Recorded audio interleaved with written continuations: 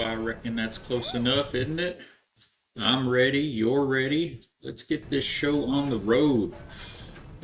Pretty excited today. We got No Man's Sky with a new update, a fresh new expedition. It's a little different than what they've done before. They're always trying to bring the community together with their expeditions, but this one really does it in a different way, I think. So, anyway, I'm Ballot. Welcome to the factory. I'm glad you're here. Feeling so blessed to have all of our support here, and we are almost to the weekend. So, just a couple more little left foot, right foots, and we're going to get there. Glad you guys are here and joining us. We're a family-friendly Christian variety game stream. Primarily, we enjoy crafting and survival adventure games, especially for building, anything with some building in it. Um, Tomorrow is going to bring something a little different for us. Another streamer here on Twitch got us onto Guild Wars 2. And it's very unlike any game I've played before. It's not really traditionally my kind of game. I use the word traditionally loosely here because I've only been playing games for a few years, but we're having a lot of fun with it. I've had it for a couple of days, and we're kind of working our way through the tutorial quests, basically. And so, unless something changes, I think we're going to dive into that on stream tomorrow. We were going to do that today, but if you missed the announcement on Discord I threw up yesterday afternoon, No Man's Sky dropped this update for the Swarm expedition. So we are going to get into that. Hopefully we will have time to finish that today. It's likely, but potentially likely that we may run over, and if we do, we'll wrap up this expedition next week. But yeah, so that's where we're at. Let me go ahead and get our, well, I'm standing in the hangar on my freighter ship in No Man's Sky. I was going to pull that up here on the chatting screen, but I think for a few minutes we can just continue to enjoy the slideshow of some neat builds that we've done in different games. Some of these you may be familiar with, some maybe not. This is Palea. If you click into the Discord and join the factory Discord, the link's below the stream there, whether you're with us on YouTube or here on Twitch. The Discord, during the onboarding, it'll allow you to choose what games you're interested in that we play here on stream. And then that'll open up those channels for you to view not only any updates that come out from the developers of said game, but we also will periodically put builds that we create in those games, screenshots of those in there as well. So definitely get into the Discord if you're not already. If you haven't liked or followed our videos on YouTube, I guess they call that free option subscribe on YouTube. We appreciate you doing that. We're trying to grow the factory everywhere we can at all of our branches. So we're going to get right into it in just a moment. First, we're going to do a quick daily devotional. And I like to start every stream off in this manner. It just puts our hearts and our heads in a positive place and helps us prepare for what this secular world may have in store for us today. It can be tumultuous at times, and so it's good to have that solid foundation, that rock to stand on throughout the day. So we pulled these devotionals just a few minutes from a book that the wife and I were gifted many years ago. It's called Jesus Always by Sarah Young. And you can get this still on Amazon. I believe right now this copy with the leather-bound soft back is $14.95 on Amazon. I have it on good authority. And it is well worth it. We've gleaned so much hope and so much peace and inspiration, joy, you name it, over the years. And it just takes a couple minutes every day at the beginning of your day, even if you don't get around to it, especially if you don't get around to it in the morning and you read it later in the day or even in the evening. It's really powerful how much it applies to you on a daily basis. So for today, May 28th, this is basically a layman's term extrapolation of some applicable lessons that from the Bible, and it pulls these from 3 or 4 verses for each day. So today it pulls this this advice, this knowledge, this lesson from John, Colossians, Corinthians, and Deuteronomy. and it reads as follows: I am the vine, you are one of the branches. Whoever lives in me, and I in him, bears abundant fruit. Apart from me, cut off from vital union with me, you can do nothing. Ponder this glorious truth. I am alive within you. Just as sap flows from a vine through its branches, so my life flows through you. I am infinite and perfect, yet I choose to live inside you. This intimacy you have with me is wondrously rich. I read your every thought. I'm aware of all your feelings. I know how weak you are, and I stand ready to infuse you with my strength. When you cooperate with my indwelling presence, asking me to be in control, you can produce abundant fruit. If you try to do things in your own strength, ignoring your vital union with me, you're likely to fall flat on your face. Anything you do produce apart from me will have no value in my kingdom. So nourish your intimacy with me, beloved. Delight in my life-giving presence. Hallelujah. And that's from John 15:5. I am the vine, you are the branches. Whoever lives in me and I in him bears much or abundant fruit. However, apart from me, you can do nothing. And Colossians 1:27 says, to them God has chosen to make known among the Gentiles the glorious riches of this mystery, which is Christ in you, the hope of glory. And 2 Corinthians 12:9 says, and he said to me, my grace is sufficient for you, for my strength is made perfect in weakness. Therefore, most gladly I will rather boast in my infirmities, that the power of Christ may rest upon me. And then finally, Deuteronomy 33:12 says, about Benjamin he said, let the beloved of the Lord rest secure in him, for he shields him all day long, and the one the Lord loves rests between his shoulders. Amen. That is very good to keep in mind, just how present and faithful he is for us. I'm also going to throw up today's Forge Bible Bot verse of the day. It's Romans 8:17, it looks like. And if children, then heirs, heirs of God and fellow heirs with Christ, provided we suffer with him in order that we may also be glorified with him. Outstanding. So again, we're just so glad you're here. We're going to have some fun today. We've got some new commands on the channel. We've got new sound alert redemptions. Those are working for any of you who were here the other day when they were not. We've got those queued up. And some of the new commands are, if you type in ! chat commands, it'll list those out for you. I'll go ahead and throw that out for us in the chat there. But some of the new ones are jokes and quote, so those can be fun. Now on the jokes, you can either do ! jokes, and you'll get what's the difference between a rooster and a crow? A rooster and a crow. A rooster can crow, but a crow cannot rooster. But conversely, if you just do ! joke and leave the S off, you'll get a Forged Bible Bot biblically based joke. What did Jesus say when he saw Zacharias in the tree? Zach, get down.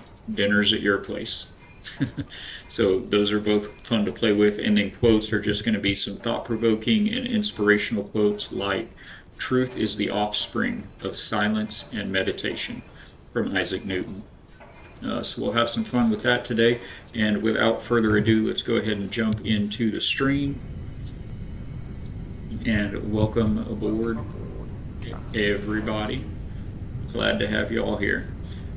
So in No Man's Sky, you've got these freighters that are large carrier ships that you can use to house your small starships, like my Sentinel ship there. We've got an assortment of others. This is just a regular, I believe, a hauler class ship. Let's see, we can scan that. It is a hauler, A class. And then I've also got a couple of living starships like Scarlet here, as well as, I don't remember what that one's called. The Wraith, that's right. And we've got some expedition ships. This one was the Vector Vortex, the Crimson Vortex ship from one of the past expeditions. I think in the back there we've got the Millennium Falcon-esque starship that was brought in a few expeditions ago. It's called the Boundary Herald, and it's kind of like a Millennium Falcon. Kind of gives you that vibe. Not quite, but a lot of people have compared it to that. And then this carrier will also allow you now, with the addition of the Corvettes in No Man's Sky, to access your Corvette, which is a larger ship that you can walk around the interiors of, and it'll put these teleporters, these short-range teleporters in the back of your hangar here, and you can just beam aboard your Corvette. Oh, I don't have my Corvette docked here, so that won't work yet, but we'll have to summon that and dock it up sometime today. And then up above, you can take either the stairs that are right around front here. You see them going up, one on each side. You can either take those stairs up to the bridge, or you can take one of these teleporters. If it'll teleporter me. And that'll take you up to your bridge. You've got your kind of command console here that is a map of the system that you're in, as well as the panels where you would upgrade your freighter and send out your frigate, your fleets of frigates. We should be able to see some of those out of the window here. You see one there. They're kind of all around the ship. They beam in when you summon your freighter. And then you can also assemble and I'm actually going to check this real quick because I actually prefer to not have a fleet. And you can manage your, oh, this is the frigate fleet. Squadron is what we're looking for. So the game allows you to have some wingmen, and it does look like they're all assigned right now, so we'll have to keep an eye on that. Sometimes in heavier battles, these squadron they'll actually interfere with your flight and your shots. So unless it's really heavy, I actually prefer to not call in the squadron. But you can do all of that here from the main console. You've got your captain, of course, up there that pilots the ship for you so that you can summon it anywhere you're at in the galaxy.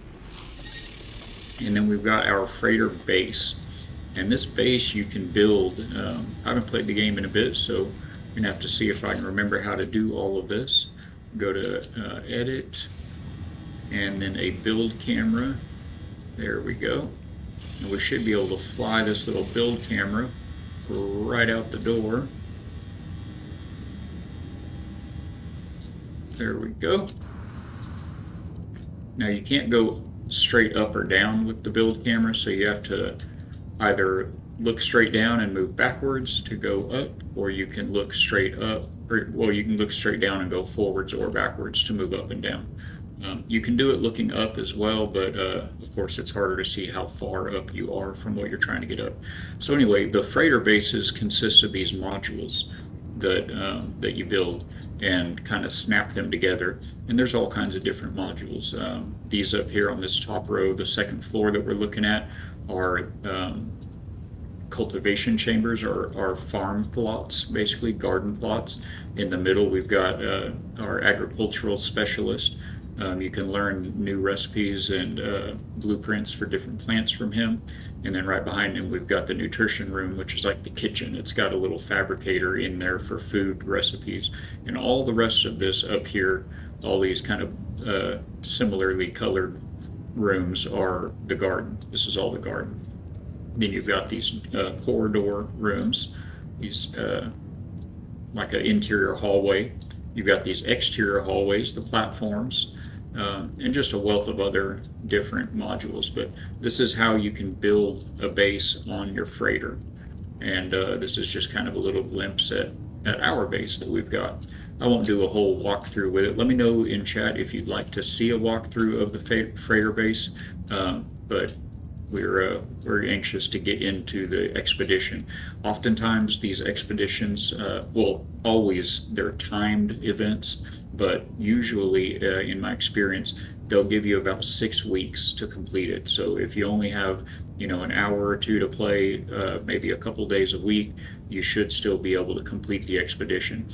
And the expedition is a community event. It's a community endeavor, and at the end of the expedition, you'll get a large special reward. Oftentimes, it'll be a ship, another ship for your collection. Those rewards, you also get rewards throughout the expedition. It'll be broken into phases 1 through 5 usually, and at each step of each phase, you'll get small rewards along the way, and then at the end, you get some kind of a big reward. Again, usually that's a new ship. And then those rewards, all of them, small and large rewards, are claimable and accessible from any save that you have. If you're running multiple saves, this save that we're in right now is my main save. It's called Alpha Attempt, and it was the first time I played No Man's Sky, and we still have this save alive. I'm in this one in case we want to pop out of the expedition and look at any bases. We're all about building here at the factory, so just let me know if you want to. If you'd like, we can stop the expedition for a little bit and check out some bases that we've built. We've built a lot of large, complicated bases in this save, so that can be fun as well. But again, we want to try to get the expedition complete if possible today. It is possible to run through them pretty quickly. And we'll just go ahead and get into that. So, oh no, that was not the correct button. Let's see, I want this. You can copy parts, so we're going to hit E to duplicate that part and put it right back. All right, now to get out, you just right click. Now I remember. Okay. So yeah, you can put just in almost anything that you put on terrestrial bases that you build on the planets. Almost every part has an equivalent part that you can put on your freighter base. In addition to these special modules here, these are where you would manage your missions that you send the frigates out on. You have this fleet of frigates that you build up. You hire them, and they become part of your fleet. And just outside of the ship here, we are surrounded by mini frigates. I believe 30 is the number you can actually end up having. And they come in all different shapes and sizes as well. So we've got them all around us here. None of them, they're not out on any missions right now. We've got a few special ones that were actually expedition rewards, and I think there may have even been one or two in there that were Twitch drops. So lots of history here on the Alpha Attempt save. Anyway, you would once you send those ships out on missions, you would manage them from here. When they come back, they'll come back stocked with all kinds of loot for you. So that can be a very lucrative way to build up materials or even just wealth in the game. In this particular save, we have a lot of both. I've got 4.294 billion, right? Millions, thousands, yes. So almost 4.3 billion units, 7,000 of these nanites, which are harder to come by, and we've even got over 3,000 quicksilver, and that's a special currency that you get from community events. They have smaller, when there's not a big expedition going on, they always have small community missions that you can play with other players. You can go play those solo as well. Honestly, most of them we've done have been solo. Depending on how much time you have, it can take some time sometimes for other players to join up on your Nexus missions, is what those are called. And you activate those at the Nexus inside of the Anomaly, which is like the community center of the game. That's a special space station that exists outside of the universe.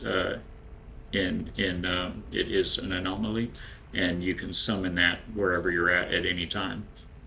At any time, even when you're in combat, if you need a quick way out, you can summon the anomaly and fly in there. When you exit the anomaly, you will be safe and sound.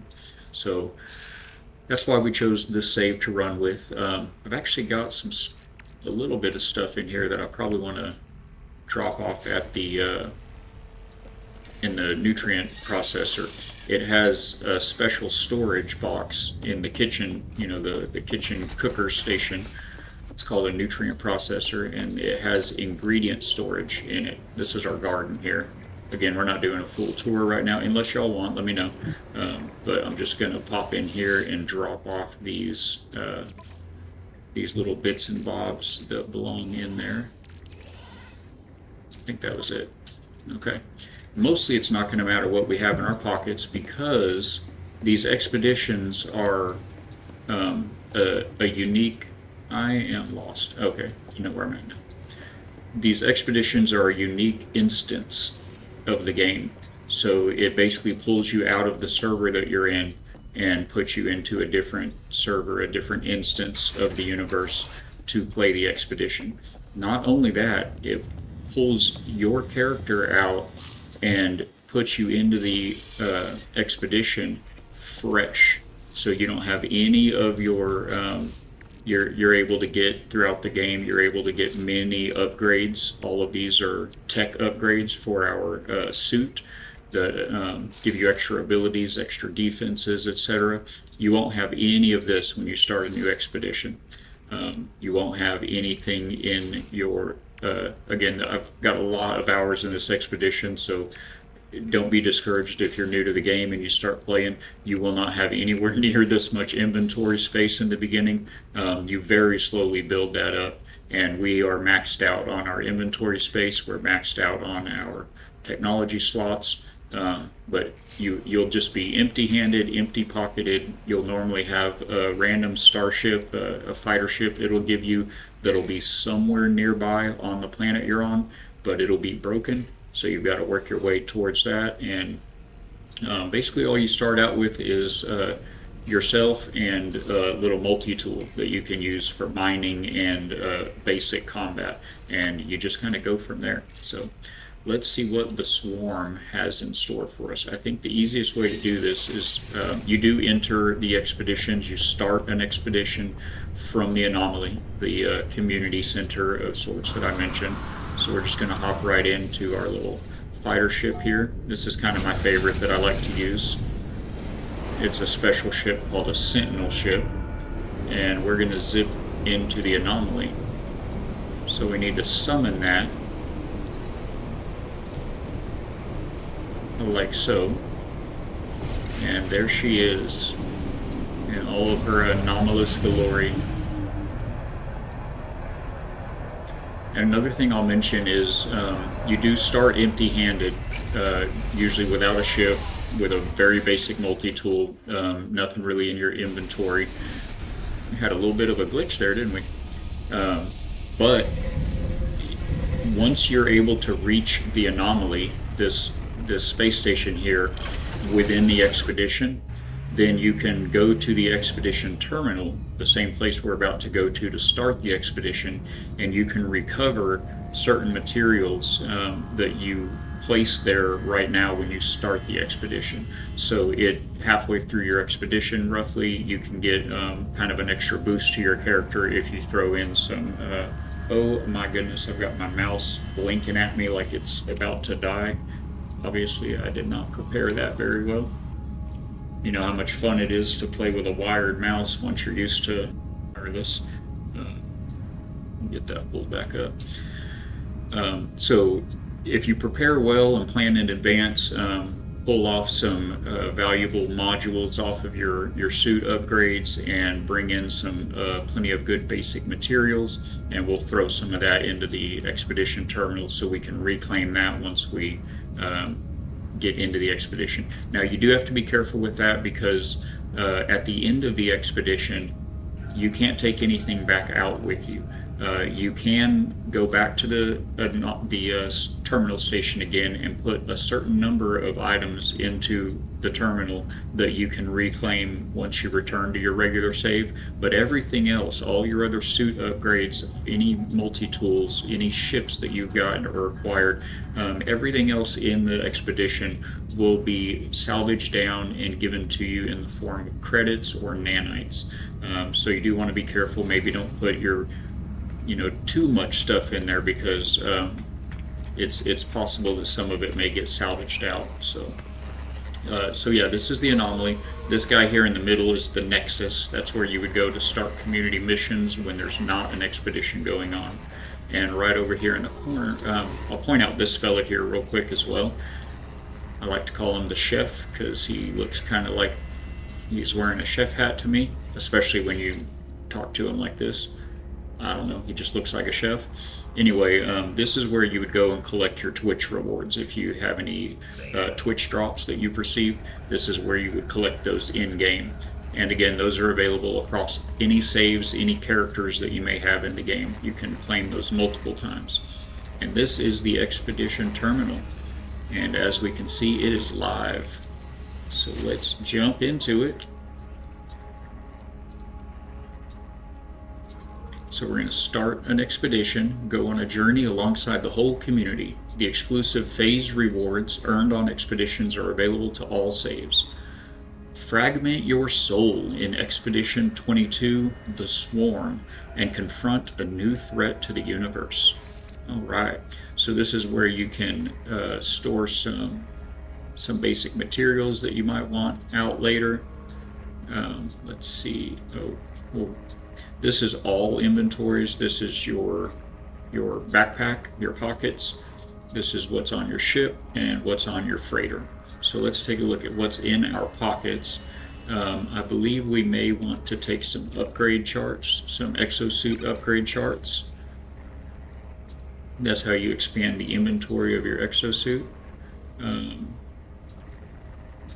going to want some basics like your basic materials, which is oxygen, carbon, nitrogen. Ferrite is like the metal of the game, that sort of bits. Tritium is always very important. It can be used as starship fuel.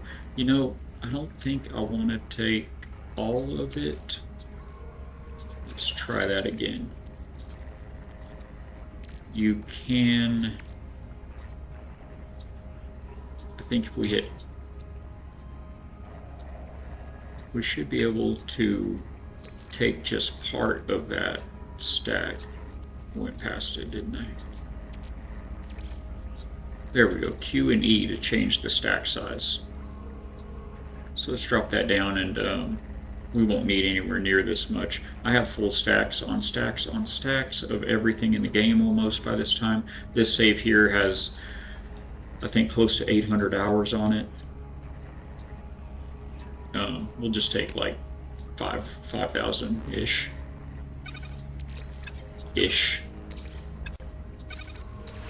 Alright, and then we're going to want some, hey, spear, third bold spear, checking in, thank you, sir. Don't be late, we'll put you to work now. If you guys don't know Third Bold Spear, check him out here on Twitch. He's another family-friendly Christian streamer. He does a lot of first-person shooter games, and I think a little bit of adventure games as well. Good people to know. Check him out. We're definitely going to want some chromatic metals. We are diving into this new expedition in No Man's Sky today, Spear. Just came out yesterday, a new update, and I don't know too much about it. There's a couple of streamers I follow that were playing it yesterday. I popped in to say hello. I hadn't seen them in a minute, but I had to just mute that tab and put them on alert because I didn't want to spoil too much about it for me. But it looks like it's a little different from previous expeditions if you're familiar with those. So let's see. We're just going to take kind of all of these basics. Oh, I can do, that's what I was looking for, the quick split. That's what we want. Never played No Man's Sky. Oh man, it is so much fun. If you like If you like shooting up combat, like in Overwatch, if you like space combat, flying, ships, if you like building things, bases, building ships, it's got a very compelling story. You gotta be kind of sharp up here really to follow it all. It's like when you watch The Matrix. If you've seen those movies, I watched The Matrix probably 4 times before I feel like I got a hold on what it was really saying and what it was really all about. Every time I watched it, I would catch something that I didn't catch before, and that's kind of how the story of No Man's Sky is. It's not too convoluted, but it's there's so much to it, and it's a lot of fun. So whatever you like, I feel like this game kind of has something for everybody in it.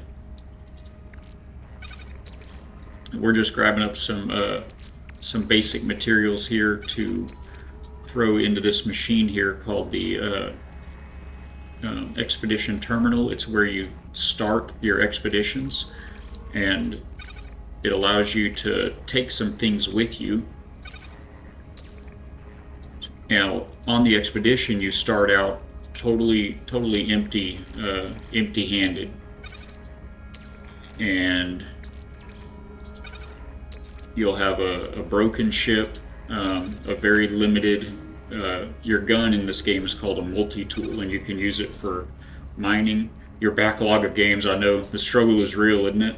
I mean, like No Man's Sky, for instance, there's been a couple of updates since I played it last, because it's, you've got the other things that you've got too many things spreading us in too many different directions. I don't think we're going to need these more advanced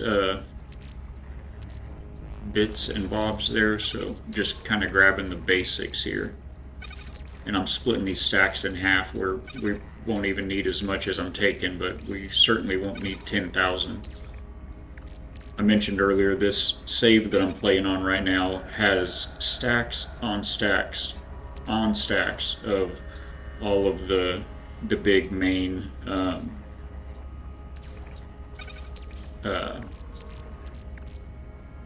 materials in the game. Materials and components, just got so many of everything. This save has about 800 hours on it. I think I've got like 1,400 hours in the game. I've got a few other saves as well that we play. Just love that the new game feels. Just love that new game feel too much. I keep jumping around. I know that is true. I hadn't actually really considered that, but there's something to it, isn't there? That's true. And it's not even that it wears off for me. It's not even that I don't enjoy the game after that. I think that's probably enough. Is there anything else in here map-wise we might want to take? Oh, we're going to want to maybe take some of these. You use those to buy building blueprints so you can build other things and stuff. Yeah, it's not even like I get tired of a game. It's just, you find that new shiny. I think that's probably, these here are special, the wiring looms. You can't craft those. You have to purchase them. Everything else here, all of these other bits and bobs, you can craft those. Did I get any life support gel yet? That's like health. Those are like bandages. We'll take those. All right, so you start the expedition, and it's going to pull you out of your save and enter you into a brand new save. In fact, it probably tells us a bit of this. You can choose extra items to assist you reach this terminus during the expedition, to retrieve this equipment, or to create a copy of your starship and multi-tool. And then bases and discoveries are automatically shared with your primary save at the end. So at the end, it'll eliminate the save that you've been playing in the expedition, and anything that you have that you don't put back in this terminal to pull out at your main save, it'll liquidate everything into credits or nanites, which is kind of another form of credits in the game. There's 3 different currencies basically. Now, one thing I didn't mention yet, and this is crucial, you can exit the expedition before you're finished at any time. You can leave, you can come back here to the terminal and exit the expedition and go back into your normal save at any point. You can't re-interact with this to like, oh man, I forgot to get some of this, let me go back and put it in the box. But you can switch back and forth between your expedition save and your primary save at any point.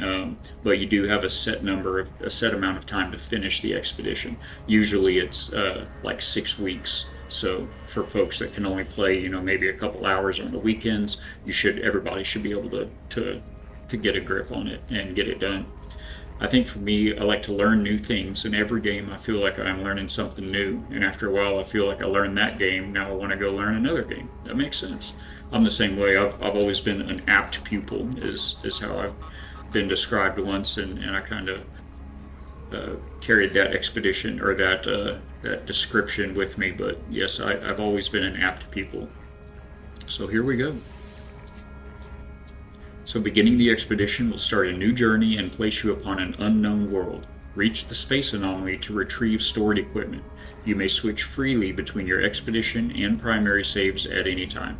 I'm going to actually get back out of here for a second and see if there's any upgrades that I may want to bring with me. Let me take a look in my freighter here real quick. I've got upgrade mods right here.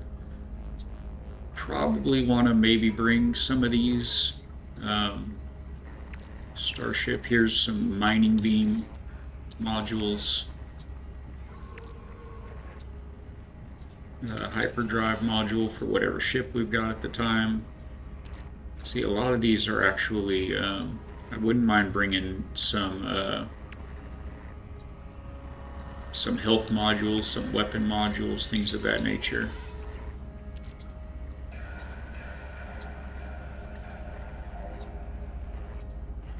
Some shield modules, perhaps. And it's hard to, you got to read these a little bit. Some of them are for ships, some are for freighters, the big, capital ships. And that freighter, by the way, if you missed it, it's got a hangar inside of it, and you can store all of your regular ships inside the big ship. This is a picture of mine back here in the background here. Let's see, these should be Starship. Oh, movement module. Oh, those are rocket boots. I really don't like that one, but this one will be handy. I don't think we'll really need the hazmat gauntlet. Starships. I know this part is incredibly exciting here. Bear with me for just a moment. It will pay dividends. It doesn't look like I actually have any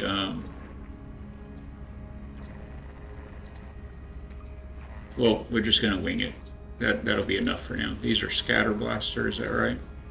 Scatter blaster, plasma launcher. I don't really. Oh, here's one for your personal shield. Okay, that'll be good enough. I'm just gonna jump into it. But thanks for stopping in, man. It's always a pleasure to see you.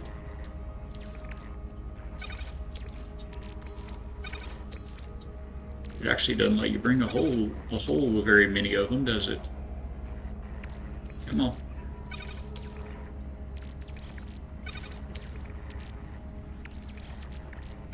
I really wouldn't have minded getting more jetpack upgrades, but that'll be all right. Okay, and they're off. This expedition looks to be a little different than others in the past, in that it's going to put you together with other members of the community in large, enormous battles in space. Big starship battles with you and many other ships battling some big unknown enemy. So that should be fun. The expeditions are always a neat time in No Man's Sky because you're going along a certain path for the expedition path, and so is everybody else that's playing. And you're going to be in the same instance, and not everybody will be at the same point, but you will see many other players when you're playing an expedition. Outside of expeditions, unless you go to the anomaly and initiate a nexus mission, which is a community kind of a thing where other people in the anomaly with you can join the mission that you're joining. Hello, world. Unless you go to start one of those, the odds of seeing another player in No Man's Sky are very, very, very slim. The universe is so massive that it's just, I mean, there are people that play this game for years and never, ever one time see another player, like out in the wild, run into another player. There is PvP in the game. It's turned on by default, so you always want to make sure if you don't want PvP, if you're getting a feel for the game, you got to get right into your options as soon as you start a new game and turn off under the network options, turn off the PvP options. Basically, the only people in this game that do PvP are griefers, and they'll just go around looking for new players, especially on community expeditions or on the Nexus missions, and they'll just kill you and spawn camp your body. You can't get your stuff back. You can't get back to your house. Until they get bored. Basically, you're just stuck in an infinite death loop. It's awful. So you definitely want to be aware of that. Hello. And on that note, I need to check and see if we've got it. Is it first? Is it last? Well, we've done all of the main story missions and know quite a bit about the game, so really we could answer that either way. The whole thing is kind of a big loop. We're going to say is last. First, last, it is fragmented. A formula for a soul. What do you think you are? A traveler? A player? I've never considered myself a player, so we're going to say a traveler. It is part of the truth, but you are fragmented. Scenario: you are sleeping. What is it you dream of? Flying? Reuniting with the dead? Being chased? Failing a test? Flying. I dream of my family of glass, but the boundaries are cracking. Something is not contained. Scenario: it is the distant past. You have the power to prevent the birth of the first spawn. The calamity of Korvax Prime will not come to pass, and the Gek will never exist. I prevent the birth of the first spawn. I do not interfere with history. As you wish. I am learning which fragment you are. One of 3. Scenario: you meet an artificial life form. They do not know they are artificial. Do you tell them? No. They are happier not knowing. Yes. They deserve to know the truth. You witness a Vy'keen cub being forced into battle. It is shivering, afraid, and wounded. This ritual is traditional, a requirement for transition into adulthood. I decide this is wrong and rescue the cub. I respect Vy'keen culture and leave them.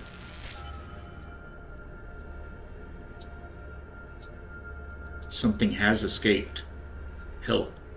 I need help. 2 last questions. Scenario: a young Toilgek is in poverty, working long hours for little pay. They are caught stealing from their wealthy director. Do you report them? Yes. Stealing is wrong. No. The director can spare it. Stealing is wrong. I have assessed your responses. I have assessed your history. Your fragment becomes clearer. Scenario: you have 16 minutes to live. What do you do with your time? Perform a kindness. Enjoy the time I have. Leave a legacy. Accept the inevitable. enjoy the time I have. Everything is 16 in this game. A formula, a fragment, one of three, royal, a muse, a leader, a being of innate grace and courage.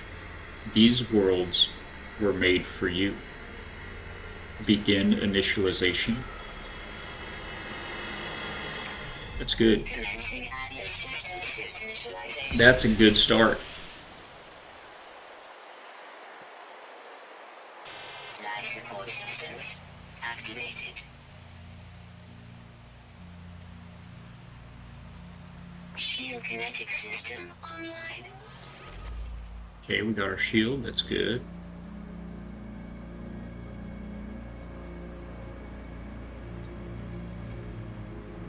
Got our multi-tool down in the bottom corner there. That is also good. Aerial propulsion jetpack online. We've got a jetpack. What is that? Multi-tool and mining laser attachment operational. Mining laser, check. User initialization sequence complete. Expedition 22. Got a little bit of catching up to do, Spear. The Swarm. This is a gravity storm. Your soul is shattered, and only the royal fragment survives. The boundaries of reality are fading, and a new threat has surfaced. Complete milestones to earn new equipment. Complete entire phases for special exclusive rewards. View rewards in the expedition page. Reach the space anomaly to retrieve your stored items. Royal, Sage, and Weaver travelers must work together to face the threat to reality. Bases, discoveries, and other progress will be shared or merged with your primary save. Switch back to your primary save at any time. Phase rewards can be assessed on any save. We better hit a jetpack before we hit the ground. These are the gravity. Oh, look at us. Look at us.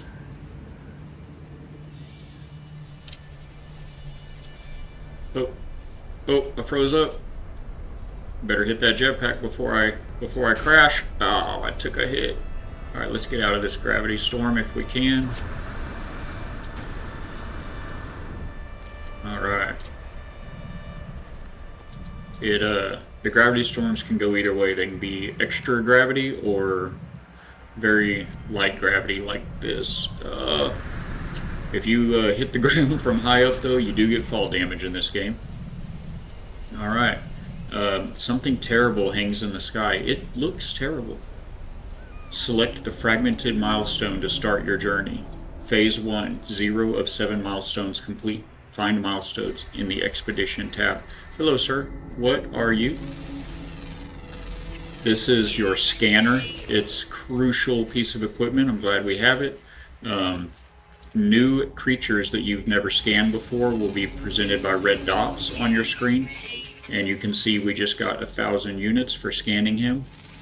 So you do want to pretty much first thing when you get to a new planet, try to scan any red dots you can. And you can zoom in pretty close. You've got 3 levels of zoom.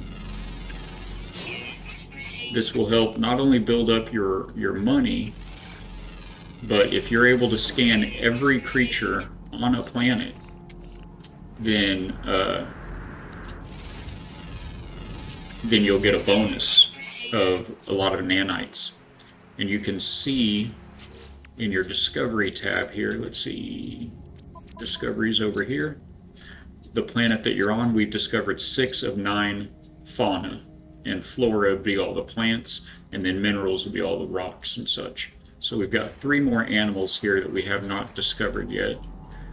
I don't see any more. Oh, I was about to say I don't see any more on the ground, and then after that you want to look towards the sky because there are often aerial creatures. So that would be 8 of 9. And then I don't see any others, so they're either not around this part of the planet or they're underwater because there are immense underwater biomes as well. all of the animals in this game, you can offer them a treat and adopt them as a companion. You can only have so many. You can expand how many you have as you play through, but the last update to the game added Xeno battles, where you take your companions that you have and you can pit them against other players or other NPCs companions in a digital holographic. If you've seen Star Wars, the kind of a chess that they play where they have the little creatures that battle on a holograph board, they added that to the game. So they greatly expanded creatures. They all have traits now, and you can upgrade them, and it gets pretty wild. Yeah, my character is. They call these. There are several different types of them, but this is the. Is it anomaly? I think it's anomaly. There are three basic species in the game, or factions.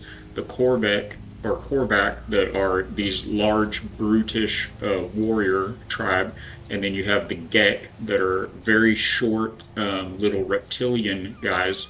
They're very smart, and they have a pheromone system where they release pheromones and control the emotions and even minds, the decisions of those around them. And then you have the Vy'keen are the big warriors. The Korvacs are kind of like robots or androids, that kind of a race. And then aside from them, you have travelers, and that's us. And the travelers come in many different shapes and sizes. And this guy is a traveler, and he's very red, isn't he? My wife would love it. You can change your appearance at appearance modification stations throughout the game. Alright, so let's take a look at the expedition. What's going on here? So we're gonna, oh, this is good. So the top section here is your technology. This is, your jetpack, your shields, your health, and you end up getting like special gloves that you can grab things you can't grab without them. You end up getting scanners and different things that'll all go up here. And then the bottom section, cargo, is your pockets.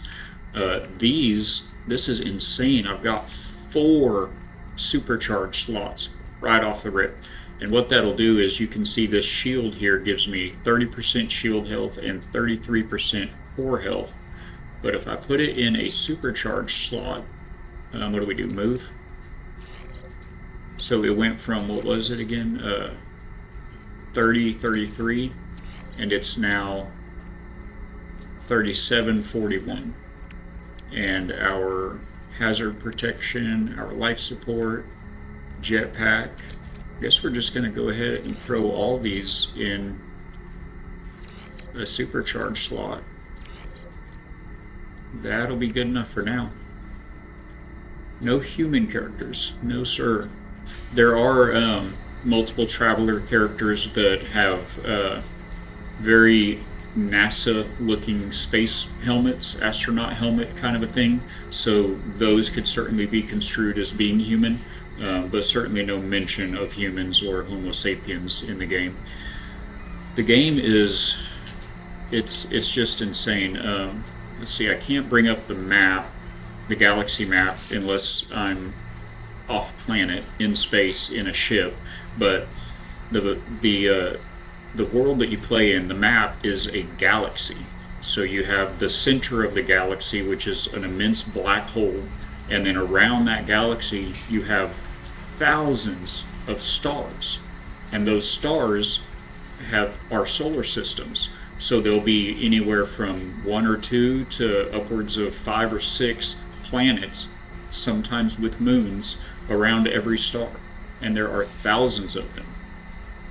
And if you manage to get your way across the entire galaxy and make it to the galactic core, to the center of the galaxy, you can pass through the core, and it will take you to another galaxy just as big as the one you just left. And there are 255 galaxies in this game. If you know anything about computer programming or how binary works, that will make sense to you. 255 is the limit. So yeah, let's take a look at the expedition and see what we're in store for here. So, oh wow, there are only 3 phases in this expedition. I don't think I think every expedition has had 5 phases. So we may be able to get this done. Maybe not, but we'll see how it goes. So each phase has multiple, missions, milestones. I think they call them milestones. Oh, milestone corrupted. You can see this one. Are they all like that? Oh no. Okay, we may not get this done today. So there's only 3 phases, but all these milestones are corrupted. So we can't see what they are. If we could, like we can see this one is a shadow above. Investigate the object in the sky. So you approach the object in the sky to complete this milestone, and you get rewarded 5 repair kits, a systems upgrade, and a bolt caster upgrade for your gun. We don't have to complete these first 5 to get that. If we had a ship that could take us up there right now, wherever that object in the sky, that's very ominous looking. It's almost like a Death Star with spikes. If we had a ship, we could go up there now and complete that milestone. So because of that, typically on an expedition, you can go ahead and look ahead into the other phases and just kind of make mental notes about the milestones. And as you're working on the milestone you're on, you can also say it said one of the milestones says that you have to gather 500 of this Atlantidium right there. Well, I have no reason right now to gather Atlantidium, but if I knew that I was going to need it for phase 3, I could start gathering all of this right now. And not only would it complete that milestone in that other phase, but if you can go in and claim the rewards for that milestone. So you can get things far ahead of time that will help you with earlier milestones. And because of that, you're able, if you want, to really complete some of these expeditions quite quickly. I hear something big walking. Oh, it's those eyeballs popping up out of the ground. So yeah, this may take a little longer. We don't get to see what's next until we get it. All right, so what are we doing first? Fragmented. Locate your starship. I think we have found it. Investigate the crash site, it says. Your starship, wherever it's at, no matter how far it is from you, it can be on the other side of the planet, you'll always see that emblem right there, your starship, so you can make it back to your ship. And we do not have very much of a jetpack. We'll have to be careful about that.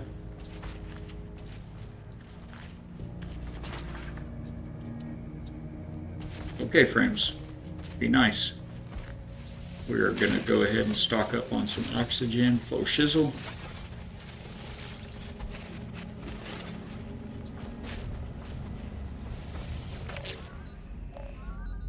Launch thruster is always critically damaged. Oh, it takes a pilot signature. Signature mismatch detected. Ship CPU requires an unfragmented pilot signature to unlock. Well, we've been told we're fragmented. We also need pure ferrite and dihydrogen jelly. I find myself alone on a strange world, unequipped and in danger.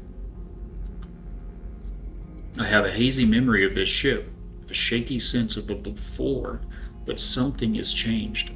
I am changed. Iteration number that, fragmented. Launch thrusters, locked. Unfragmented pilot signature required to grant access. Access previous pilot logs. As I touch the dashboard, my fingertips sink into something moist. A sticky substance oozes over my hand. Its coppery smell clings to my throat, my nostrils. Where did this come from? Press deeper. into the muck, activating the ship's logs. In the sky, followed me through, tried to save a piece of me. Too late. The apparition wails and fades into static. 3 fragments of data remain, shimmering in a sea of white noise. Retrieve fragments. Okay. We've got a royal echo. It told us that we are a royal fragment. We have a sage echo and a weaver echo. Lingering soul fragments. And we've completed that milestone. So let's glean those rewards. You just go back into your expedition tab and collect the reward. So we've got our hazmat gauntlet unit I mentioned, so you can grab things you can't otherwise grab. We've got the advanced mining laser already. Let's go. And I didn't see what the other thing was. Ah, a mining beam upgrade. Excellent. So let's take a look at what we're looking at here on our multi-tool. You have different tabs here in your inventory, your suit, your ship, and your gun, your multi-tool. So we've got our upgrade for the mining beam right here. We're going to go ahead and move these around a little bit. This is a terrain manipulator. It certainly doesn't need any kind of upgrade. This is how you dig in this game. You can alter the terrain. It's pretty amazing, actually. You can dig holes, little and big. You can build up and add terrain and make mountains or walls. And there's also a flatten function that is amazing. You can dig a tunnel deep under, however deep you want to go. You dig a tunnel down and then aim at the floor of that tunnel with the flatten module, and you can clear an entire enormous space about 20 feet tall, completely flat, like that. It's pretty awesome. Coming from Windrose with the flatten function of the of the shovel, it feels good to be back in No Man's Sky. So this is the mining beam upgrade. We're going to stick that in there, and this will be very good once we get our bolt caster. That'll be very good. Okay, so that's not bad. We don't have anything broken. Let's take a look at the ship. We've got our hyperdrive, our pulse engine broken. It needs a seal and plating, as well as the launch thruster. Ferrite and dihydrogen. What is this? Corrupted ichor, a corrosive biofluid. I guess we wiped it off our hands, huh? You'll notice it shows you the value of the thing you're looking at, as well as used for. And that's where you can tell if it says used for trading. You don't have to worry about figuring out what do I do with this. You just go sell it. This does say it's used for upgrading, so we'll want to hold on to this. And we do have our hazmat gauntlets. Let's go ahead and install those. Our exosuit, as well as the advanced mining beam. And this one also doesn't really need an upgrade. I'm going to drop these over and down so that we can save these for a weapon when we get it. We're going to need like a pulse blaster or a bolt caster or something. It looks like we do have the shield available, the blueprint. When you hover over an empty spot in a technology section, it'll show you any modules that you know that you don't have installed, and you can click to install those. So let's get that installed, and then we'll need one wiring loom, and 2 ion batteries to get that successfully installed. How about our ship? Do we have anything? No new technology for the ship, and we do have one upgrade for our main health system. And this just takes oxygen. We did pick some of that up, so boom, we're upgraded there. What else can we do anything else right this second? I don't think so. So again, what did we need here? Not sure how we're going to do that pilot signature, but we can get on the hydrogen jelly, the ferrite, metal plating, and a seal. Okay, so let's hop out. Now this game, the way you save, you notice restore point saved there. that big screen was just telling me about that personal force field. When you install something that you don't get completely installed, it'll pop up and show you what you need so that you can track that. So we have our mining beam here. We go ahead and identify some of these materials so we can get paid. Received. I guess that's just a hill. Okay. Ferrite is like the metal. Basically, you use it's like iron. Think iron, which is actually accurate, realistically accurate inorganic object. Units received. Oh, I didn't get it.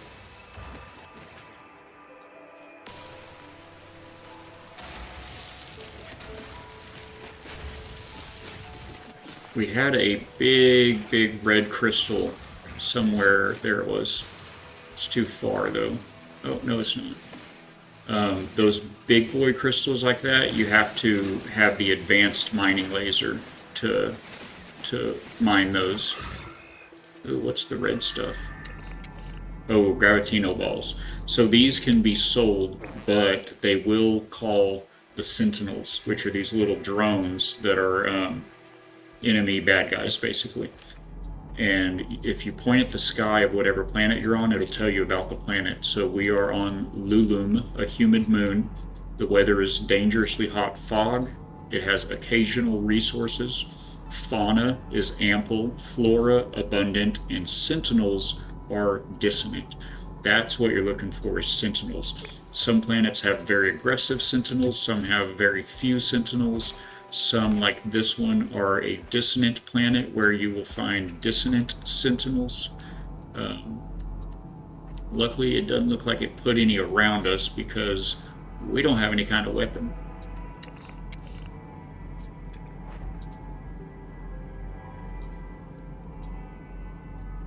Okay. Somebody's got a base right... Oh, no, that's an unknown building. That's right. That's a base. That's somebody's base. What's the green stuff? Industrial waste. Okay, so can we make the, what was it, metal plating we needed for this? Yeah, one metal plating I think we could probably make. Oh, I'm too far from my ship. I can't do it there. Let's see. Metal plating. And the other was hermetic seal. Can we make one of those yet? Yes. Okay. So let's get back to the ship here. There's a building right up there, it looks like. Ow! I'm so used to having a better jetpack. Not sure about the visual glitch here where it didn't get my ship on the ground. Normally they'll be sitting on the ground when they're not flyable. Also, I didn't have to actually get in it either. Although if the weather is toxic, it'll start eating up your shields. And you'll need to refill those. There'll be multiple options to refill them. So if you get in your ship, it's a safe haven from whatever atmospheric hazards there are. Alright, so on the ship, we can now repair the pulse engine. So once we get to space, we can get around much quicker. But we are still going to need this. So we need 50 pure ferrite and a dihydrogen jelly. I don't remember what the jelly takes. Dihydrogen, makes sense. So that's going to be like those red crystals we were just shooting over there, but blue. Are these? Oh, those are the ones I already got, aren't they? So we're looking for little blue crystals on the ground. All this pink stuff, if you're wondering why I'm not shooting it, it is Atlantidium. And Atlantidium, there's some dihydrogen. Atlantidium is used as fuel for, you know, there's so much here, and it did start us on a dissonant planet. I do wonder if it's going to require some for one of the phases that we're going to get a little bit later. So we'll go ahead and gather some. But anyway, it's used for fuel on the class of ships called Sentinel ships, which are just what it sounds. They're spaceships that you can fly as your starship, as your fighter, that were built by and used by the Sentinels, the enemy robots. We call them enemy, but really they're pretty neutral. They have a purpose, and they are fulfilling their purpose, which is to ensure balance in the universe. It just so happens that our existence in said universe, is an anomaly, and they must destroy us. So, for us, they're the bad guy. Hope that's unidentified. We'll give it a scan right quick. I don't think you can scan. Yeah, it just already knows that's dihydrogen.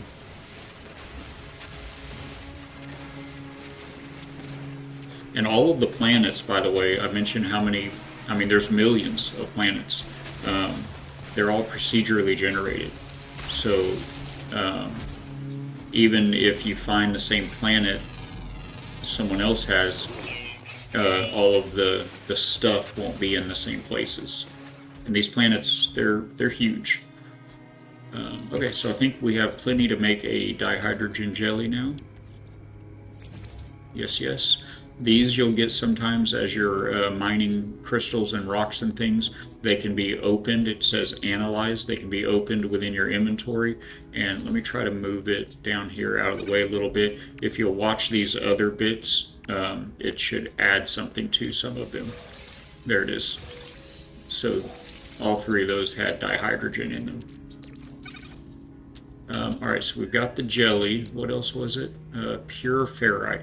So to get pure ferrite, you have to refine regular ferrite. Usually, all this stuff, it's given us ferrite dust. Sometimes you will find in larger rocks, some rocks will give you pure ferrite. Have we found any? Did those other ones?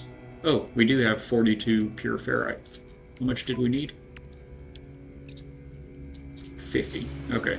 So one of these rocks here was giving us pure ferrite. Not that one. Must have been the bigger one. Let's scoot over here and maybe look at this building and see if we can gather any more on the way. Did I already scan you, sir? Yes. If you've scanned them, oh, this gives you chromatic metal as a byproduct. That's good.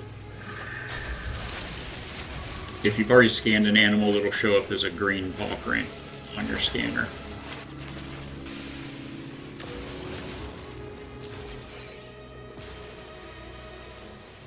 Go ahead and grab some of these large Atlantidium crystals. They become radiant shards, and you have to have the advanced mining beam to get those. You can also mine trees, trees and plants in the game, and typically they'll give you oxygen. I mean, carbon.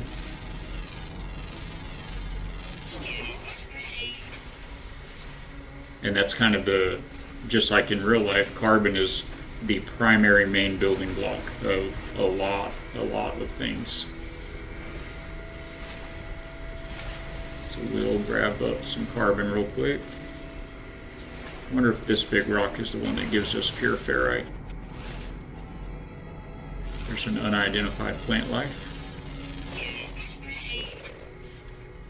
Do you have pure ferrite? Ah, there's the pure ferrite.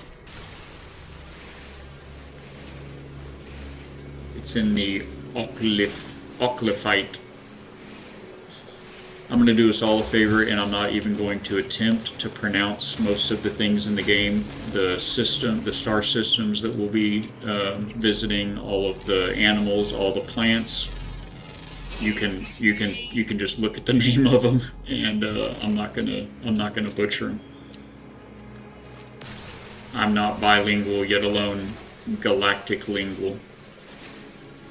I only speak Texan, even though I'm a Floridian now.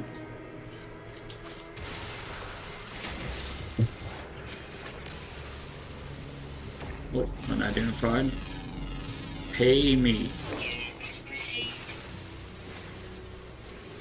And money, of course, is important because when you get to trade terminals at various outposts and space stations, you can buy materials that you may need. Every single solar system in the game has exactly one space station added. And there is fast travel in the game. Have I scanned you yet? Oh, you're a sentinel. A corrupted quadruped. Ugh. Oh, and there's more over there. They look like they're having a bad day. Are they active? Man, I don't really want to. Is this somebody's base? Oh, that's somebody's base. That building is Expedition 22 Start Free Star Bulb and Services. Okay, so some players will do something like this. So if we went there, they'll have material in there that we could get, and there'll be fabricator in there and things like that. But we want to go ahead and go at it on our own. Let's see if we can, just for reference, yes, we do have the refiner recipe. So you can build a portable refiner if you have an a metal plate in your pocket. Let's go ahead and make a few of these. Or 5. Alright, so you can, you can pop down one of these anywhere. Oh, we're too close to that. That person put a base right by where we start. I gotta get outside of their base range. You cannot build on other people's bases. And when you put down, there's a thing called a base computer, and that's like the center of your base. It establishes the range around which your base exists, your buildable area, if you will. So we have to get outside of the buildable area of that person's base before we can lay this down. Not sure why I'm so concerned with that. I don't think we really need to right now anyway, but it's good to know that we can. You can put, for instance, ferrite into a refiner and it'll create portable ferrite. Uh-oh, they're trying to murder us. They're trying to murder us with anti-gravity, gravity combo. It's that no grab combo, man. Oh my gosh, that almost got us. You see our health there? Yeesh. Technology recharge. No. It's gravity storms. We will, before too long, get some upgrades for our jetpack that'll make those much more bearable.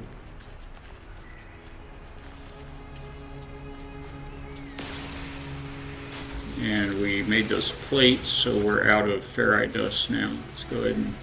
Ay.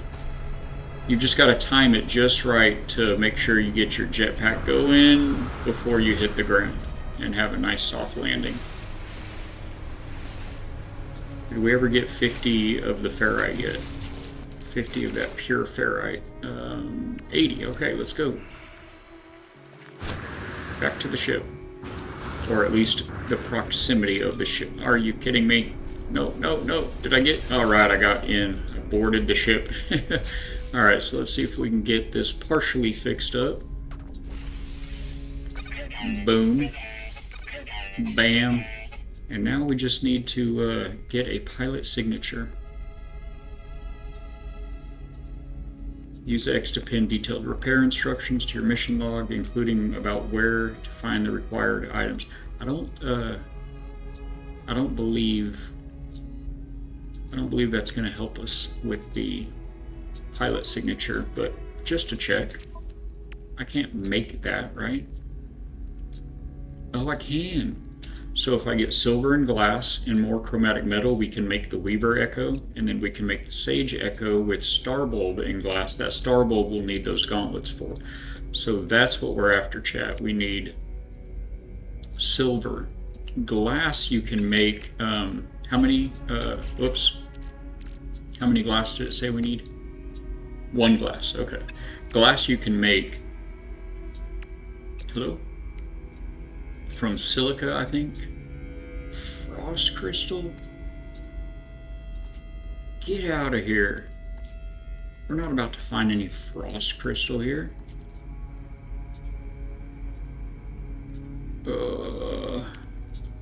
Okay, so star bulb, glass, silver, and glass. I wonder if we can get glass from... First of all, what's in this box?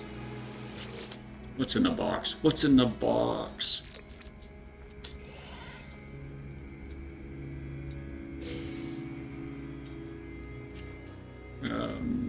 Where they go? Oh, nanites. We got 33 nanites out of that. Also, anytime you find one of these damaged machineries, whip out your scanner and right, if you face, I think it's the back of it.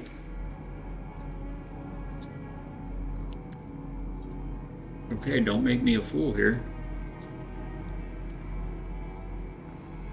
Oh, there it is. Yeah, so if you face the panel and look straight behind it, you'll see that buried technology module.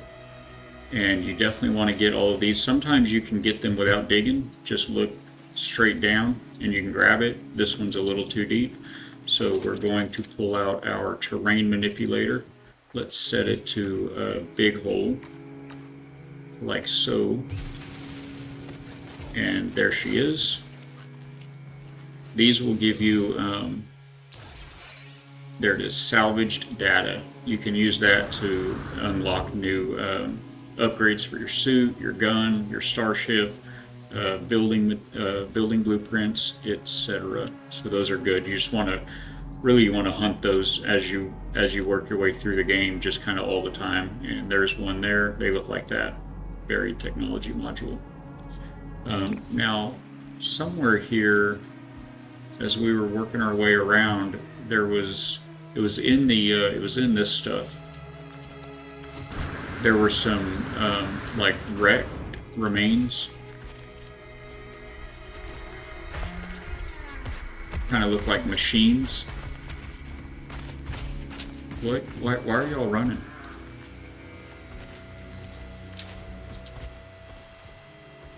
I wonder if we might be able to get glass out of that. Where were they? Which way did we go? I think it was over there, towards that other person's base. You are a big boy, sir. Can we make any? We probably don't have the recipe, but let's see if we can make any creature pellets, because that guy would be handy to have as a friend. Nope, we cannot make creature pellets. Shucks. That'd be handy to go ahead and adopt that guy as a companion, and we could just ride him around, because you can use your companions as mounts.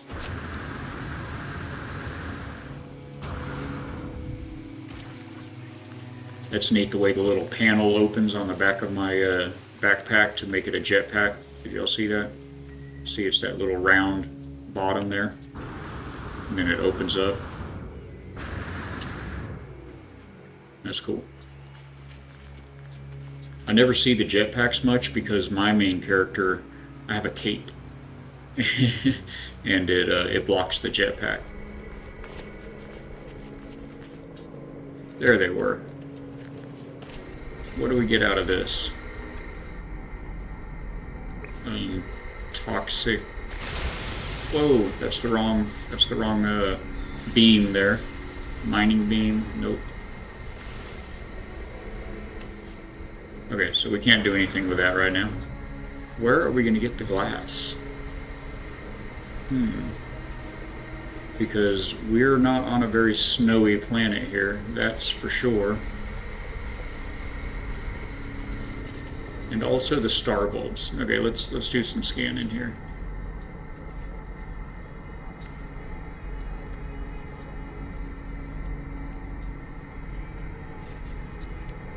Are you a star bulb? Sweet root.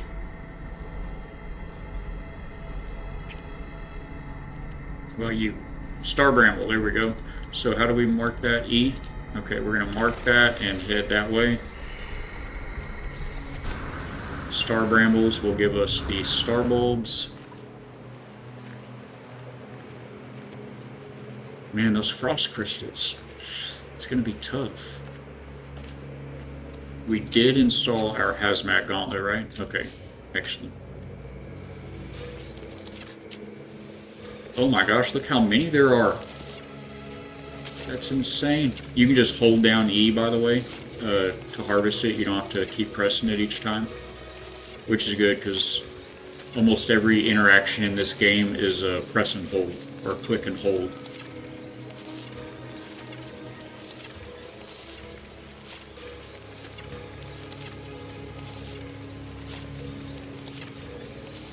No Man's Sky is certainly not a horror game, but there will definitely be opportunities for some jump scares today. I feel sure of it. So don't hesitate to use those cogs. We've got all the sound alerts up and working now. We have 275. I think we're good on those for a bit. We have 1,200. We're definitely good on those for a bit. Get some more ferrite out of these. How many did we actually need? Like, not very many, right? What needed it? 100. We only needed 100, so we do need chromatic metal. So we're going to need to find, is this a yellow star system? Oh, it's a purple star system. Well, no, it could be a dissonant planet and not be a purple star system, right? So the stars that you find across the galaxy map, they're going to be one of 4 colors. You'll have yellow stars, 5 colors, sorry. Yellow stars, then green star, no, sorry, yellow, then blue, then red, then green. And there's some copper there, so that means we're in a yellow star system. Each star system will have a different fundamental. I don't want to aggro those in case they're not as broken as they look. You know what? Are they as broken as we look? Is that where we get glass? Can we get glass from... Okay, we do have a terrain manipulator, so let's do this. We're going to dig us a hole. Run down here. Change our terrain manipulator mode to flatten. We're going to make us a little room down here. This is what I was talking about with the flatten. It's so... Oh, we didn't go deep enough. Okay, that's not going to be a very good hidey hole, is it? Okay, so mine... Where was our tunnel? Right here-ish. We'll go a little deeper.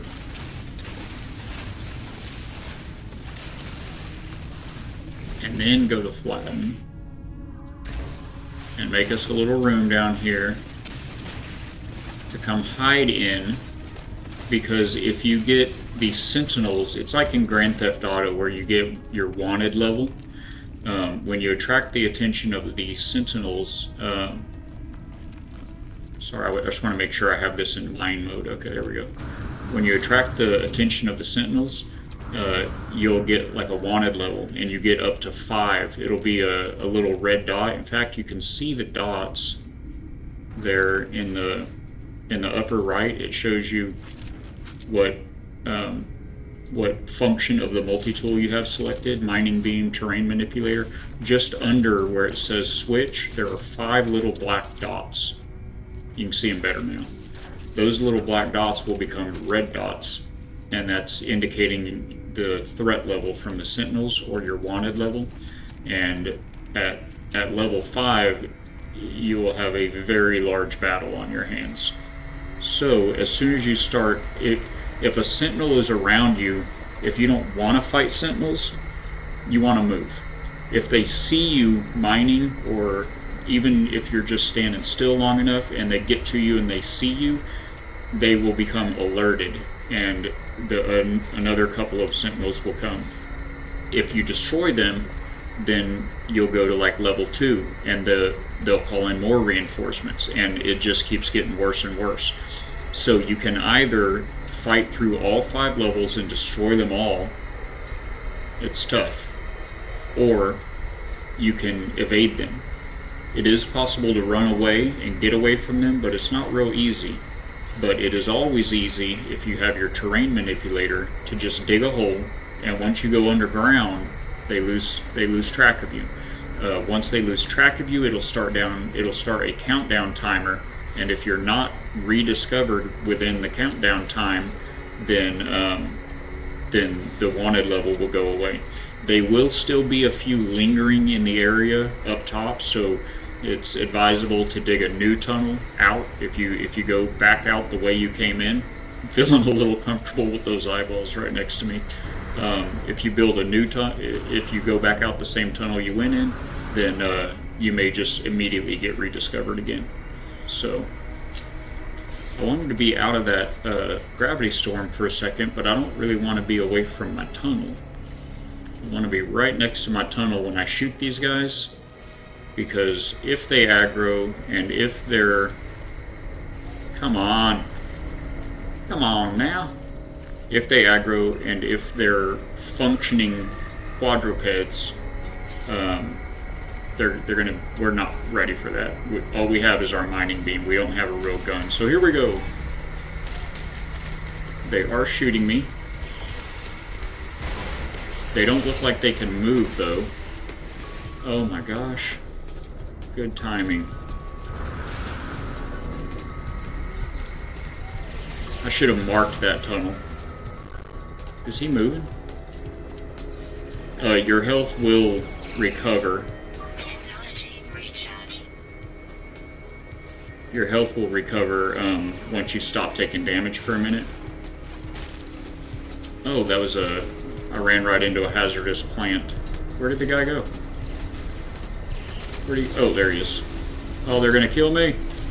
Oh, they are moving. They are moving. And we're almost dead. Swarm is hunting. Wait, Swarm, did they call in regular sentinels? I lost my hole. There it is.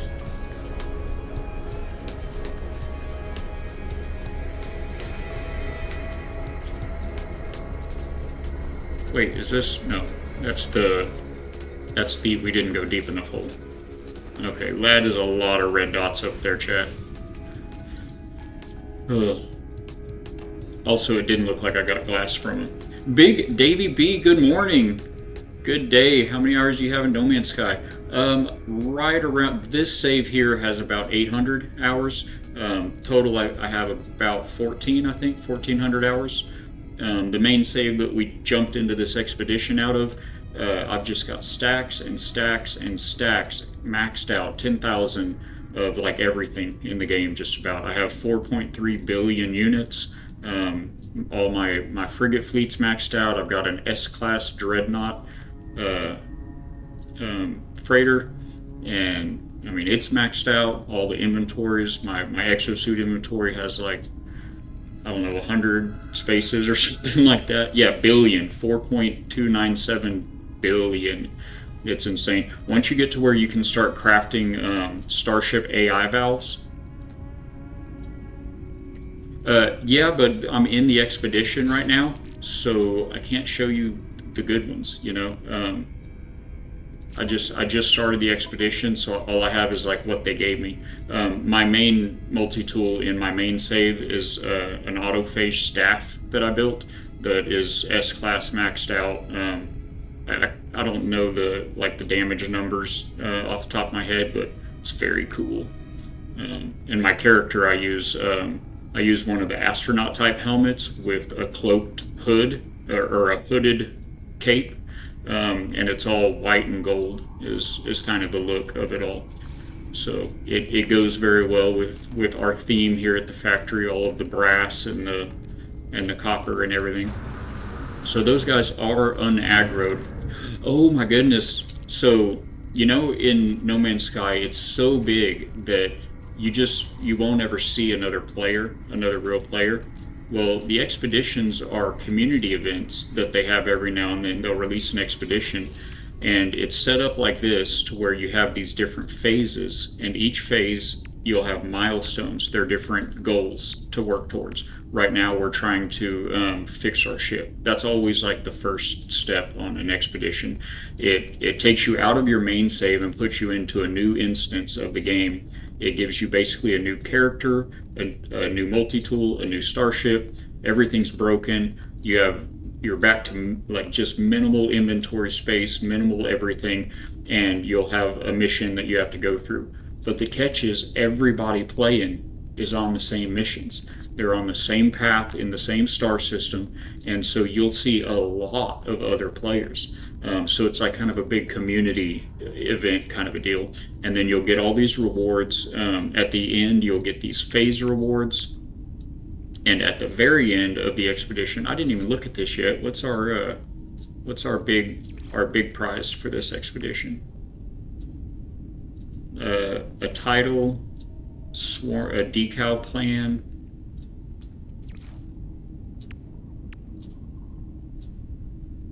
a dire wasp disintegrator multi-tool, and a flight pack customization. So that sounds cool. This is just the a swarm customization set. So that's going to be like a suit, like a new exosuit for this swarm. So anyway, this is the expedition. It comes in these phases. Each phase you have these milestones that you have to complete. Each milestone gives you a set of rewards. Like this one, for instance, we got, well actually this one we just completed. We just had to find our ship and now we have to fix it. Is that actually what we're supposed to be doing right now, chat? Manifest the Royal Echo. Oh, we're just supposed to be building the Royal Echo right now. I'm just like trying to fix my ship out of habit. We might be able to do that like right now. We'll check that in a second. We may not even need the glass. That's hilarious. But yeah, it's all, well, just like always, PvP is an option. So you always, in No Man's Sky, if you don't know, it's turned on by default when you first start playing No Man's Sky. And it's the same with the expeditions usually. I don't remember, we'll find out right now if it carries over from your settings in your main save. But you'll go to Options, Network, and then in Network there'll be allow PvP with, yeah, see that? Look at that. I hadn't checked yet. So even when you start a new expedition, if you have it turned off in the save that you entered the expedition from, it will turn it back on. So if you don't want to play PvP, you need to turn that to no one. Also, who can add parts to the bases you build? No one. Who can delete parts from the bases you build? The show ship marker and on foot marker, those I'm fine with. I'll say friends can join my group and access refiners and all that. But yeah, so multiplayer's, I've got multiplayer disabled right now. That's unusual. Certainly that would normally be enabled, especially for an expedition, because this is the one time in No Man's Sky where you're going to find a lot of other players, and that can be fun. The game doesn't have a voice chat in it, but it has a chat that you can type messages, a text chat, and so it's neat having other players around and seeing other players and everything. But turn off the PvP. Even if you're a PvP guy, I mean, unless you've played the game a lot, you're familiar with it, and you've got a very good exosuit and a very good multi-tool. The only people that play PvP in this game are griefers, and they will kill you and spawn camp your body just for giggles. Oh, let's get back down here to safety for a sec, see if we can actually do the goal that we're working towards here.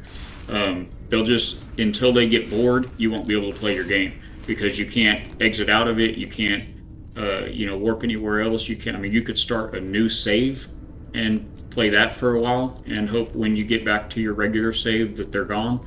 But that's how they get their kicks. They'll just sit there spawn camping your body, and as soon as you come back right where you died, and you're dead again. And it's a nightmare, trust me. In fact, there are also griefers. You will always want to be real careful going into other bases that you find, because there are also griefers that'll build trap bases that'll trap you in and kill you in an infinite death loop as well. You can report the base, and it's supposed to remove the base from your instance. So you're supposed to have an out from that, but that doesn't always work. So just something to be mindful of. I will take that call when I'm on a break. Sorry, chat. I had to plug in my mouse, and that feels awful. Being wired in. Let me get that out of there. So yeah. All right, let's see if we can. So anyway, I don't look anything like this on my save, but yeah. And I've got so many ships. I've got a few living ships. I've got Sentinel ships. All of the royal ships that are they look like a ball, like a sphere with fins on it. I've got all the ship. You name it, I've got the ship, and the game's a lot of fun. I put so much time into it because we build at the factory, and No Man's Sky has amazing, fun building mechanics. All right, so can we make the Royal Echo? Aha! Oh, we still need glass. We still need glass for it, but see, there is a reason for grabbing that Atlantidium.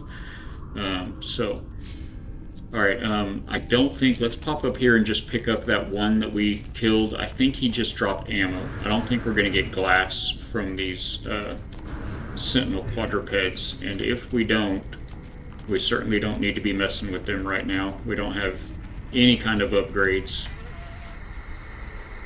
Okay, I just want this thing. Combat supplies, projectile ammunition. Yep, that was not glass.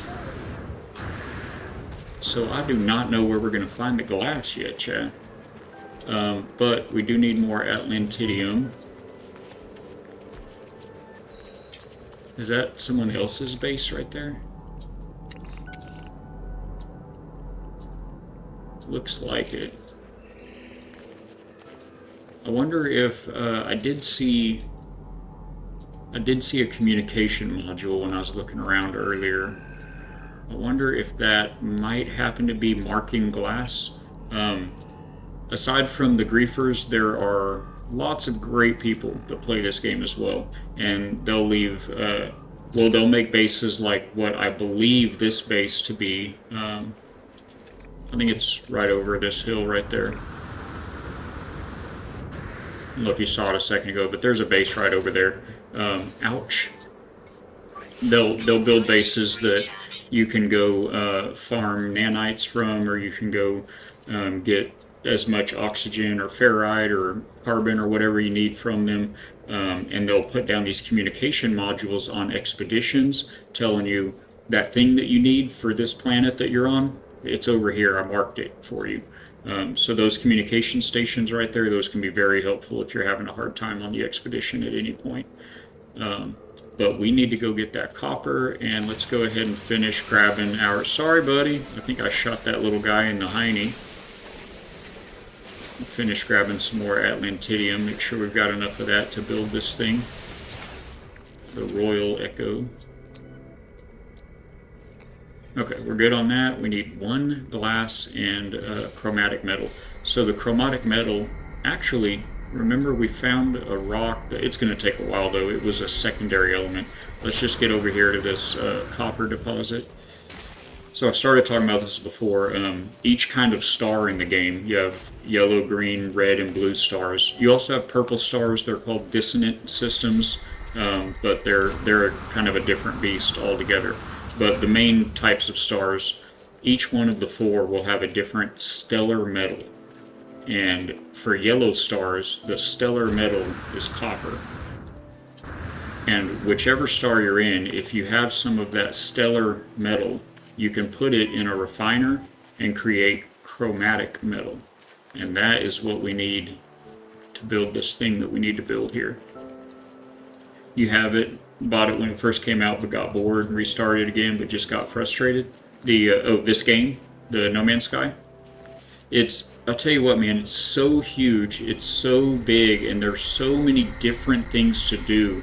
If you're not playing with somebody, it can get kind of overwhelming pretty easily.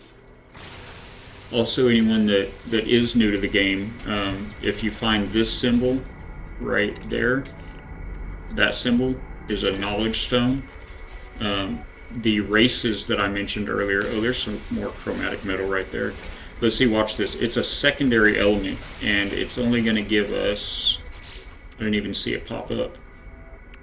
We've got 10 chromatic metal right now, so we'll look at it next time we blast one of those rocks. And when it lists 2 elements like that, ferrite dust and dihydrogen, the one on the bottom listed, dihydrogen in this case, it's the secondary element that you get from that material, and you'll get just like a trace amount of it. So anyway, these knowledge stones, I mentioned there's these 3 basic races of beings. They all speak their own language, and you'll find them all in the space stations and at wrecks and different buildings on the planets.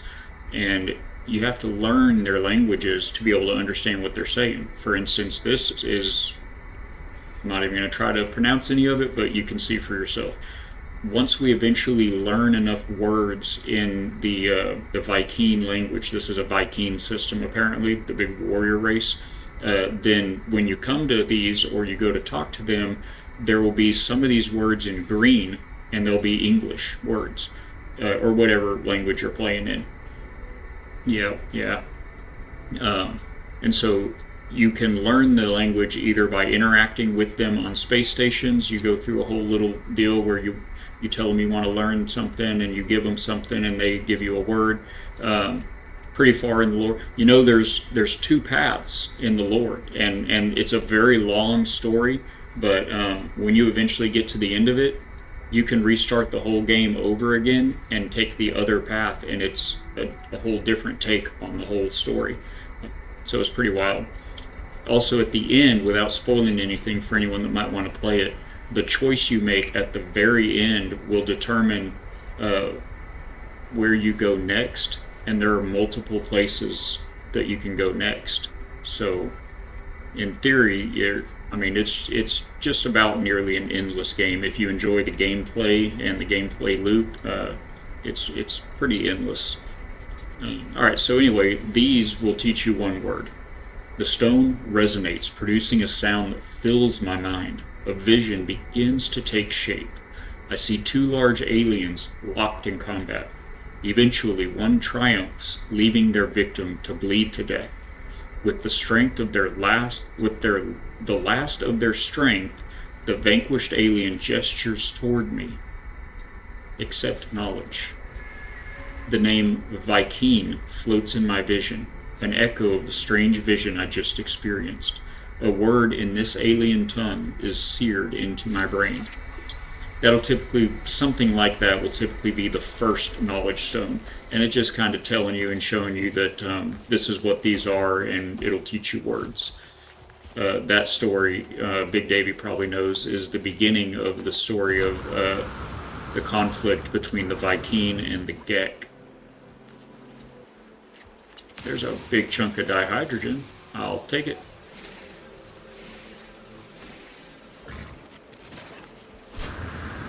I see a light right there, somebody's base. Yes. Copper, alright, let's go. So yeah, if we just waited around shooting those rocks that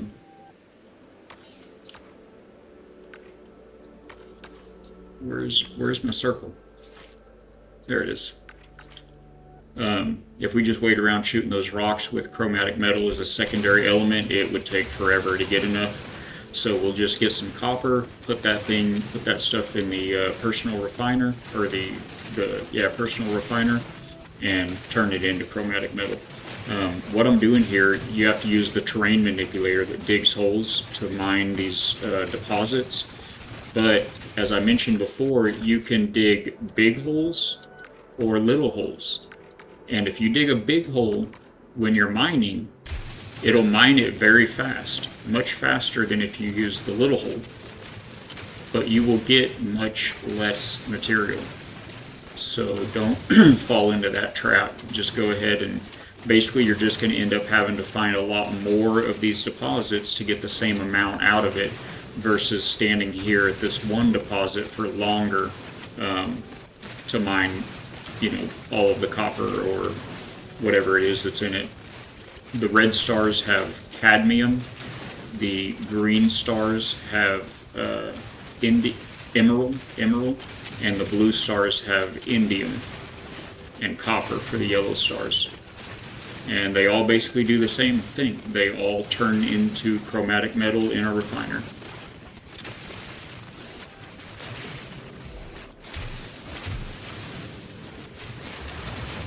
Alright, let's see if we can make enough. How much did we actually need? I don't think we needed a whole lot, right? To make this Royal Echo thing. 30, so we only need 20 more. I think we've got probably enough, hopefully. Go into build menu, slap down this. Oh, we're next to another base again, chat.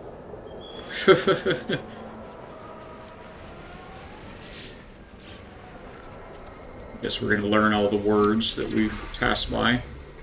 We learned the Viking word for interloper. They love calling people interlopers. Look at those glitched guys up there. They're like my ship, just kind of floating up in the air. Our life support needs a boost. Apparently our terrain manipulator also needs a boost. Technology recharge. Alright, how far do we have to get to slap this thing down? Where's our ship also? Let's head back in the direction of the ship, and we'll build this as soon as we get permission.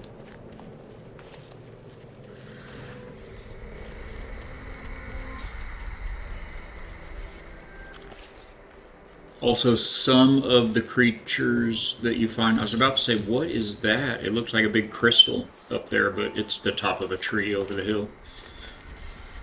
Most of the creatures you'll find are docile, but there are predators in the game as well. And when you scan them, instead of a green paw print, it'll turn into a red paw print. So be prepared to fight if you're going after one of those. How big?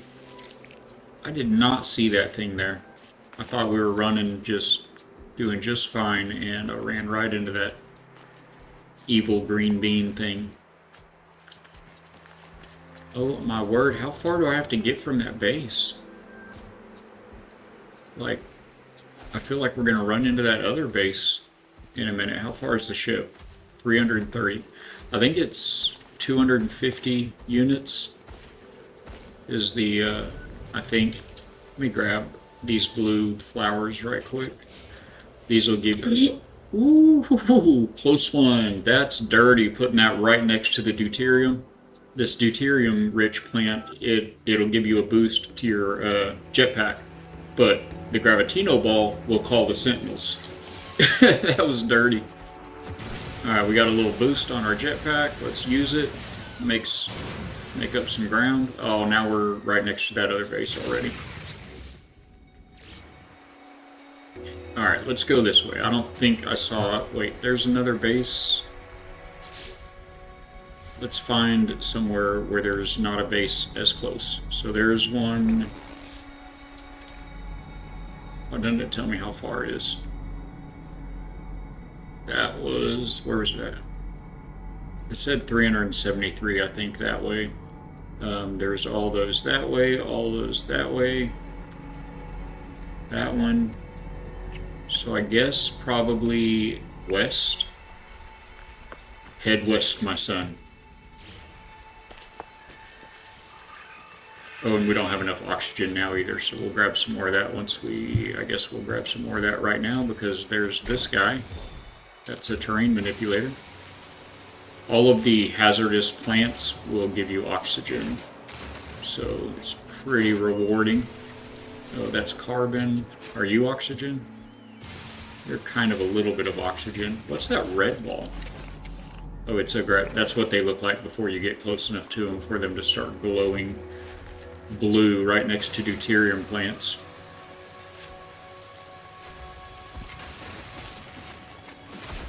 Grab all this sodium.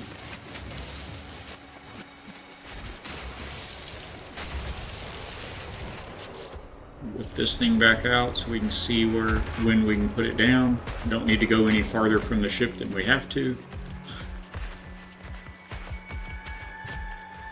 Ideally, you'd be able to do this just right there around the ship, but there's too many bases all around here.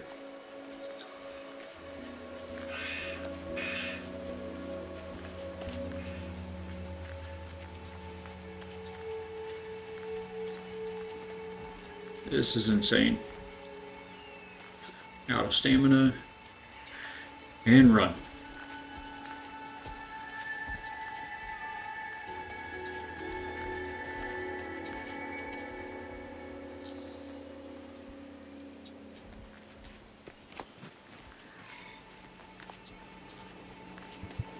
Are we far enough? That's not good enough. Dang it.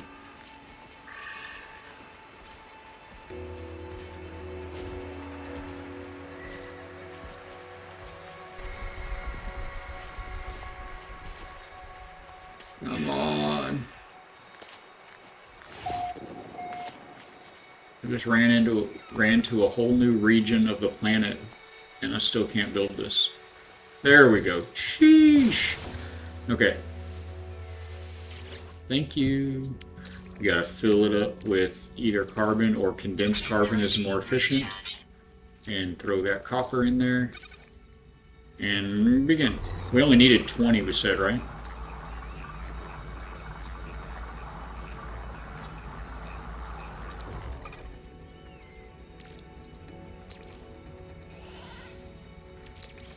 Okay. And then we can pick that up. No. Pick it up with what? Middle mouse? Middle mouse button. Alright. Now, how far is our ship? 850 units back to the ship. Can we make the thing though first, real quick? And do we even need to go back to the ship? Oh, we still need glass. How are we gonna get glass? Tell you what, let's pin this recipe and see if it tells us. Craft or refine glass. Refine from, oh, refiner instead of, right, okay, right. I knew you could make it from silica. Like I said earlier, you just can't make it in your inventory from silica. What am I doing? Alright, so we'll throw this back down. Let's maybe not be on this hill. Get some solid ground under our feet here. Now we throw silica in here this time. Technology recharge. And I think we needed a few glass, did we not? Silica powder, by the way, you get just from blowing up the dirt, like when you dig tunnels. Everything that you're walking on it turns into silica powder, so that is everywhere. Begin.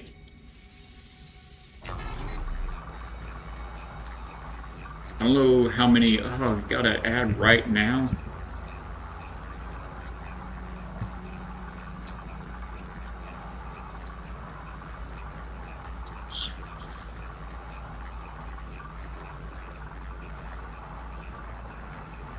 If you're watching on YouTube, thank you for being here. Our Twitch friends are in an ad for another 25 seconds, so we're gonna kind of chill.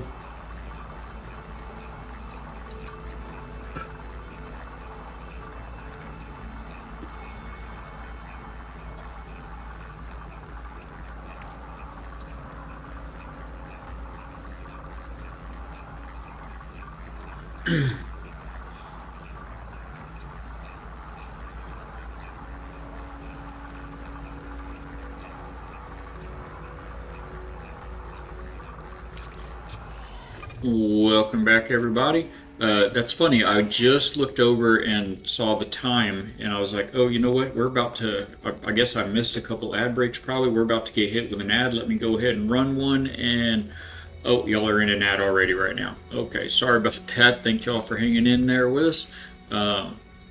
We have got our glass. That's not the right button. Okay, so we've got everything to make the thing. Let's make it and see what our reward is. I should have been it. Wasn't that the objective?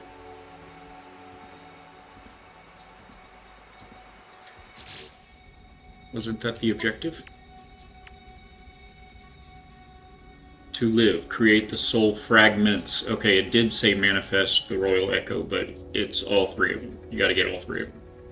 Okay, and then I assume we're gonna have to put them together to make the pilot fragment thing.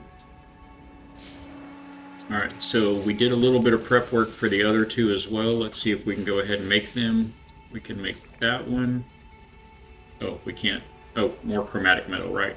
So we need 30 more for that, and then oh, we're gonna have to find silver and 30 more for that. So let's see if we can make 60 more chromatic metal. Where's that?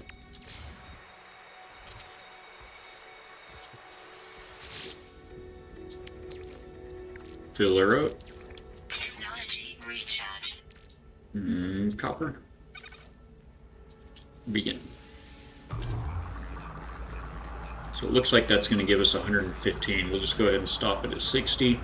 And then we're going to need to find some silver. Silver. I don't believe I have seen any silver looking around here, but maybe, I guess. Maybe. Typically, you know where we're going to have to find it. We need to find a cave. Okay, that's enough of that. So in space, you can you'll come across asteroid fields, and if you shoot all the asteroids with your ship weapons, you'll get tritium, silver, gold, and platinum. That looks like it's going to a cave. Is there a cave down there? But terrestrially, it's pretty uncommon to find silver in a deposit. No. But you can find silver in caves. Silver and in caves you'll find stalactites and stalagmites, and with those, the secondary, when you shoot those, there's a cave right there. When you shoot the stalactites and stalagmites, it'll give you cobalt. That's the primary source of cobalt, is caves. But they will have a secondary resource as well. And the cobalt, or the secondary resource, sometimes it'll be silver. And then the pirates come. Yeah, that is a good point. You do need to be careful when you're out there shooting asteroids, mining silver or tritium. You have to mine a lot of silver in the game if you like building, because building the freighter base that I showed at the beginning of stream, the freighter base consists of those modules, and they all take silver to build them. That's like what you build freighter bases out of. So you do have to mine a lot of asteroids if you like building. Otherwise, the tritium is fuel. Yeah, look at these stalactites. Who did that? Oh well. But you're not the only one out there mining the asteroids. There are NPC ships that are friendly, just hard-working miners out there mining asteroids. And if you shoot with your ship weapons, which is how you mine asteroids, if you shoot a friendly mining ship that's just out there trying to work, they'll call the authorities. And again, the authority in the galaxy is the Sentinels. And they're even worse in space than on planet. Pirates, though, they're kind of more random, aren't they? Yeah, I think the pirate encounters, they're going to be more random encounters when pirates come.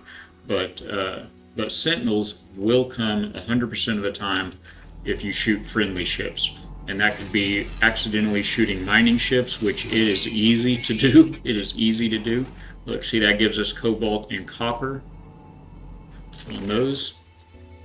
But also, there will be fleets that come in of a large carrier ship, the freighter, and it'll have frigates around it. The smaller ships, like the ones I showed at the beginning of the stream, you send them out on missions.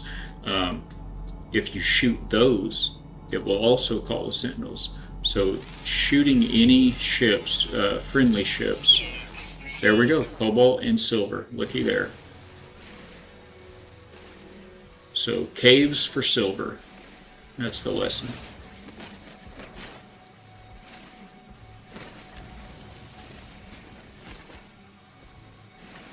Creepy Chris. What?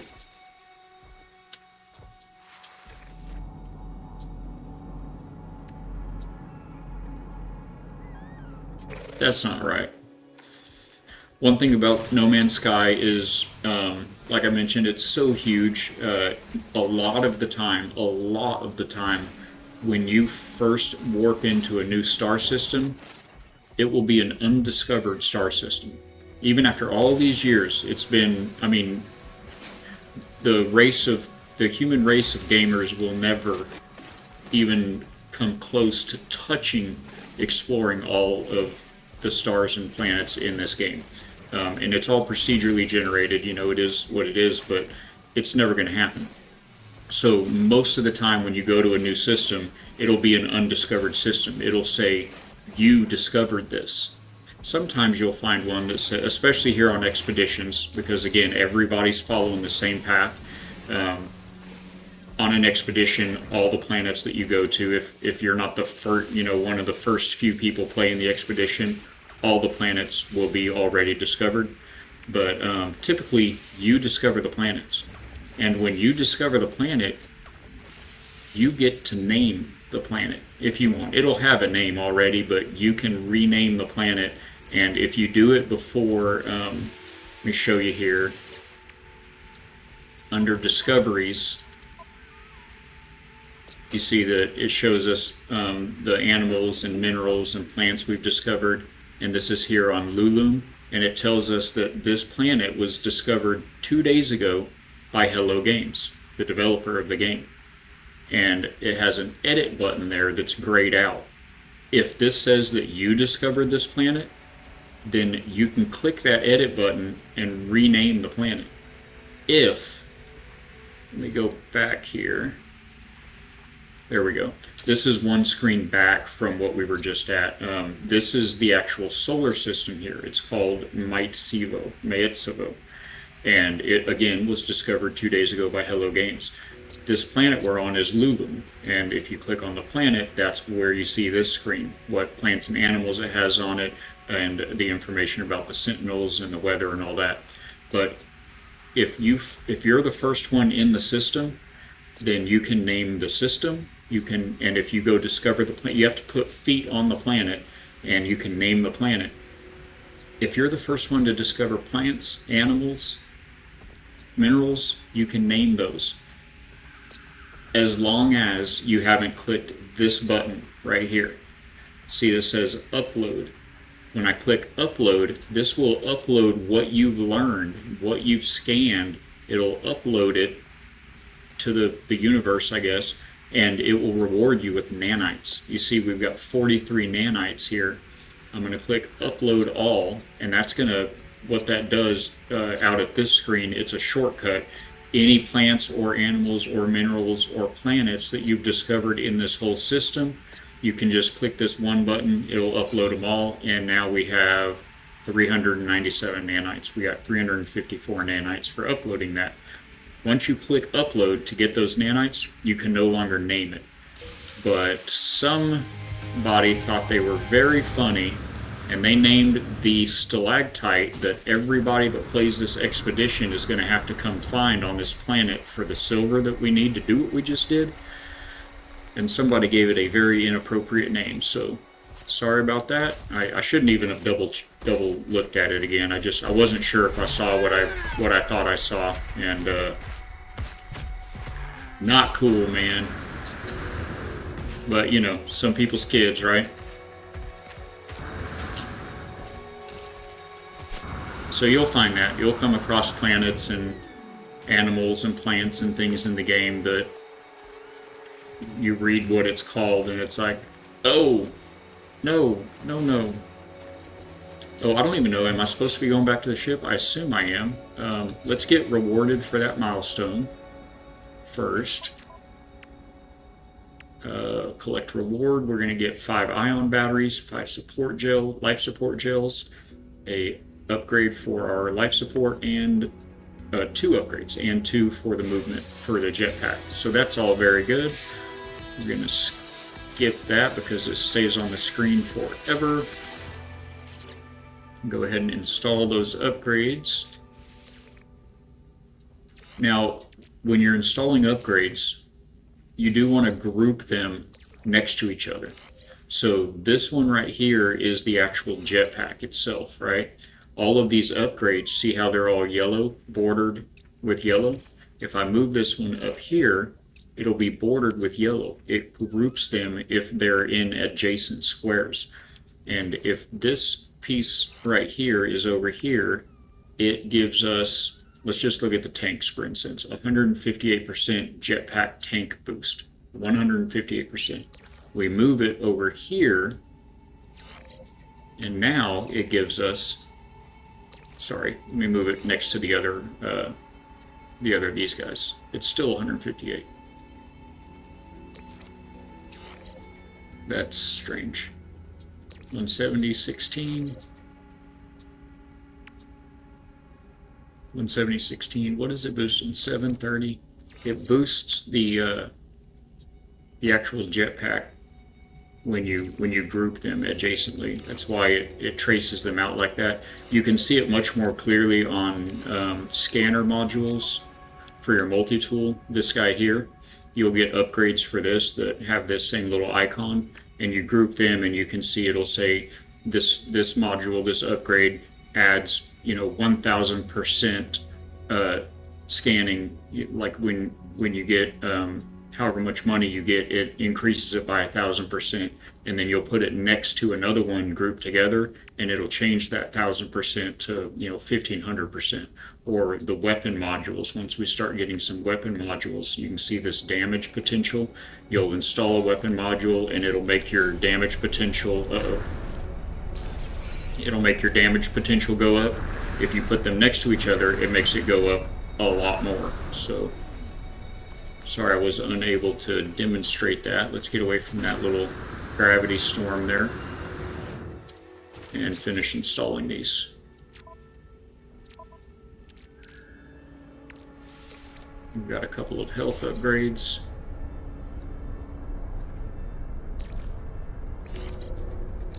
I'm gonna put, I think, this one here. The supercharged slot also upgrades it. This adds 23% to our life support tank, and now it adds 29%. This over here, we'll put that right there. Let's go ahead and refill that.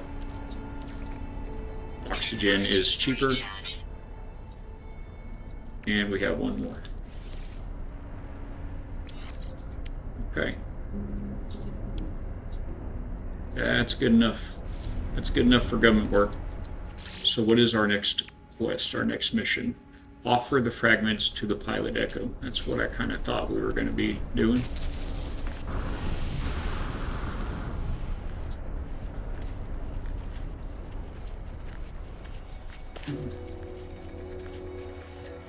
I haven't even taken a break, chat.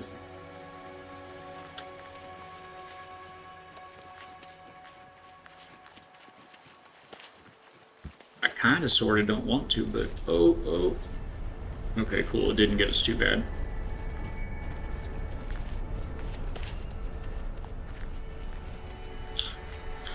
Unless one of the achievements, one of the milestones, unless one of them make us build a base, I don't think I'm going to mess with base building because we want to try to get through this this expedition. Oh, we are going to search these as we find them.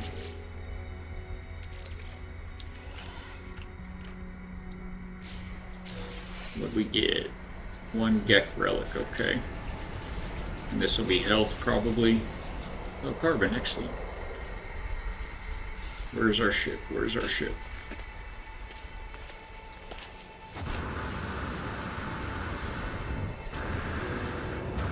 It said offer them to the pilot Echo. Yeah, see, I've got multiplayer turned on now. Look how many other crashed ships are right here. These are people that have started the expedition since we started it. So you can see just kind of the random assortment of things that ships that it'll start you with. Oh, I didn't even see this earlier. Let's read this iteration salvage scrap here. Iteration deleted. Boundary separation failure likely. Agreed. Vessel 16 emptied. Cause Sentinel intervention. Deliberate transfer. Analysis. Fresh iteration generated. Anomaly containment prepared. Broadcast. Broadcast received. Traveler anomaly detected. That's us. Anomaly is compliant. Position logged. System integrity scan initialized. Okay. Interstellar Traveler 295 has entered the system. Alright, let's go ahead and hop in our ship here.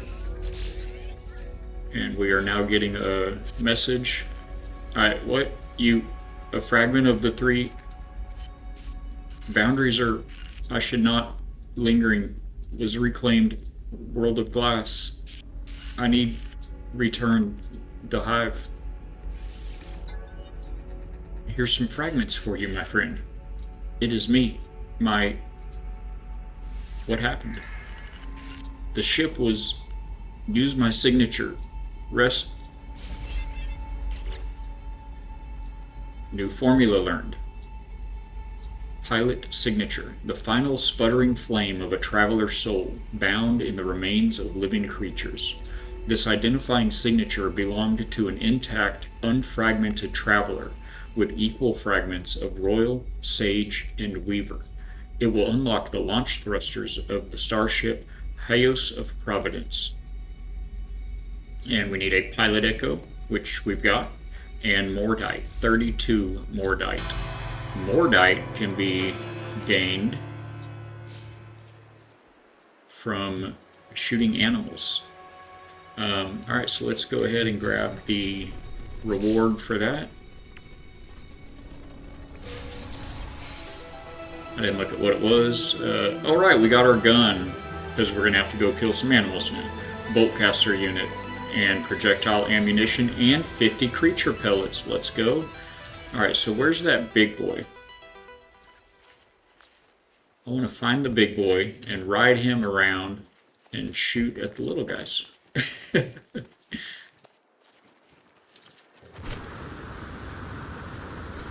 see how much longer our jetpack lasts now. I mean, it's a crazy difference. I don't really want to... Oh, we need the Boltcaster. Come back, come back. Oh, we need to install the Boltcaster probably, right? Where is it? In the starship? No. What do you want me to build here? Oh, we learned the formula for the pilot signature. We have the pilot echo. It's in the ship. But we want... Oh, this isn't the multi-tool. That's why the Boltcaster wasn't there. Alright, so let's build the Boltcaster right here. Technology installed. What do we need? 3 nanotubes and 100 chromatic metal. Okay. So we're going to have to once again go... But do we have the ship now? Repaired. We need 1 pilot signature to repair the ship, which we just said we need a chromatic metal for, or no? We just need Mordite. Okay, and then we can have the ship working. Alright. So I guess we're going to have to... we're going to have to get far enough away from this base again. Alright, so what was it? West? Like 900 units to the west.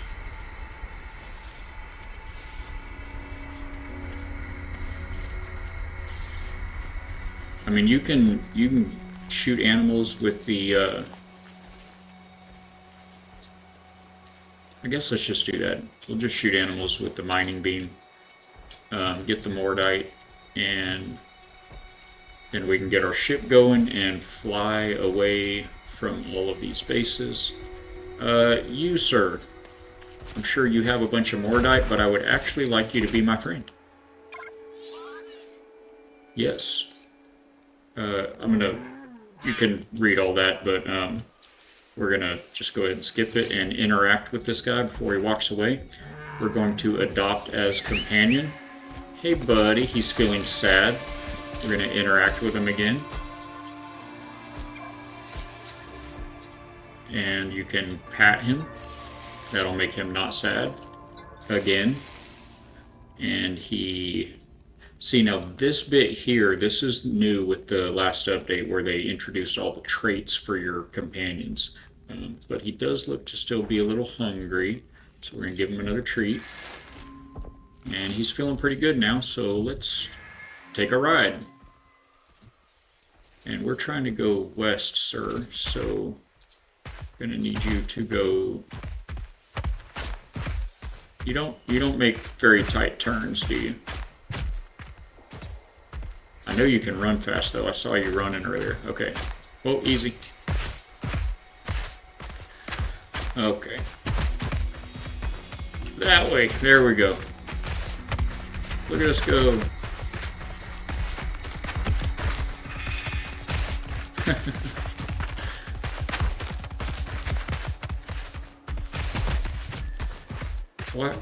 Why?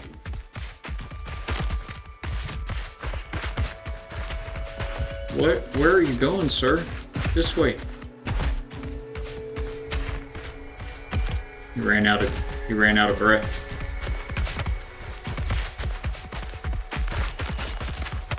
Hey, whoa. What is this?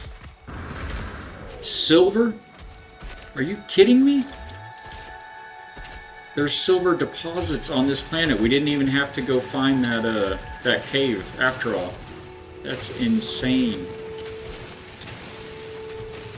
I know we're going to need more of it, so we're going to grab it right quick. Are we shooting small holes or big holes? Okay. This is very good.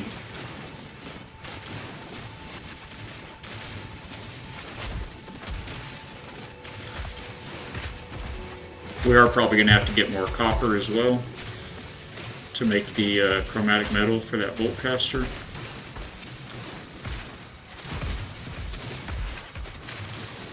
This multi-tool is kind of trash.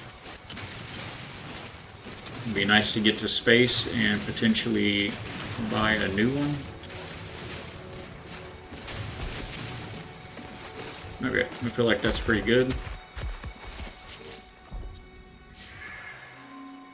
Okay, sir. Westward.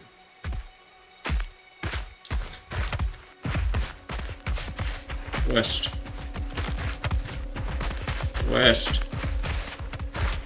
Thank you.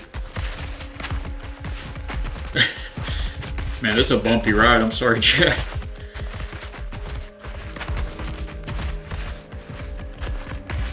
Okay, you know what? That's kind of fun, but that's too bumpy of a ride. So let's get into our companion register here, and where do you go? I think that worked. Okay, we dismissed that companion. Get back to mining beam and see if we can start getting some of that Mordite. Oh, that gave us raw steak. Do you give us Mordite, sir? Oh, and 7 Mordite. Oh, he's now a predator.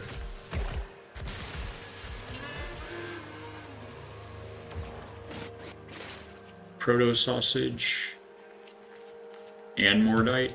How much did we need? I don't want to smoke more than I have to. It was for the bolt caster, right? Oh, it's right here. No, it was for the pilot interface thing. Oh, we are out of inventory spaces. Wait a minute. Pre-packaged bolt caster unit. Alright, so we're going to dismantle this.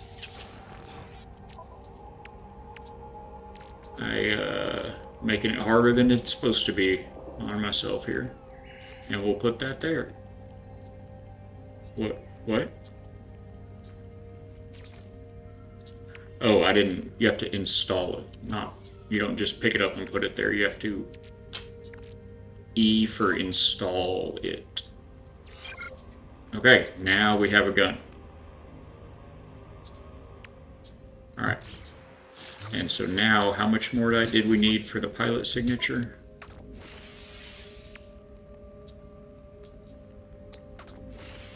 Oh, we have enough already. No, 28 out of 32. So we need 4. We got to shoot one more critter on the way back to the ship. And the other piece of this was on the ship. So let's scroll to our bolt caster. I think I saw a little guy right here somewhere. Right there.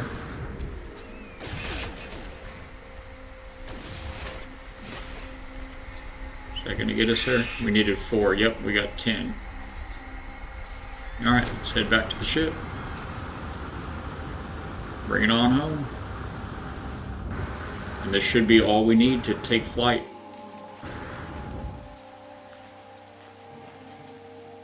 How far are we? 350. Oh, I thought I had more jetpack than that.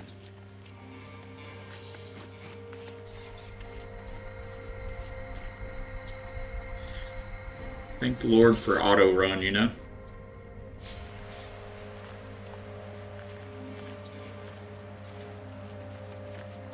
Oh, I am unfortunately going to have to hop up and take a break in a few minutes, but let's go ahead and get the ship fixed and see if we can't get up to a station. Station!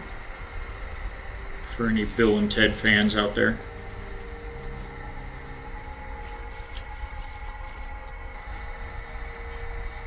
I think that was the second one.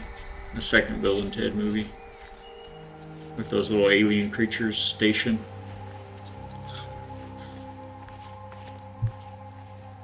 Who knew aliens could play guitar so well? Okay, now we're next to the ship. We can use the pilot echo that's right there to create the pilot signature, which I think that just creating that was the mission, right? No? Let's see. Oh, yeah, it was. Manifested a pilot signature. Now let's collect that reward. What do we get? What do we get? A base computer, construction, research unit, and salvage data. So we're going to have to build a base. That's one thing about the expeditions. They design them not only to bring the community together to do one like thing, but also it's for bringing new players into the game. And so pretty much every expedition, if you just play the expedition, y'all are in ads. I'll hang out here for a sec.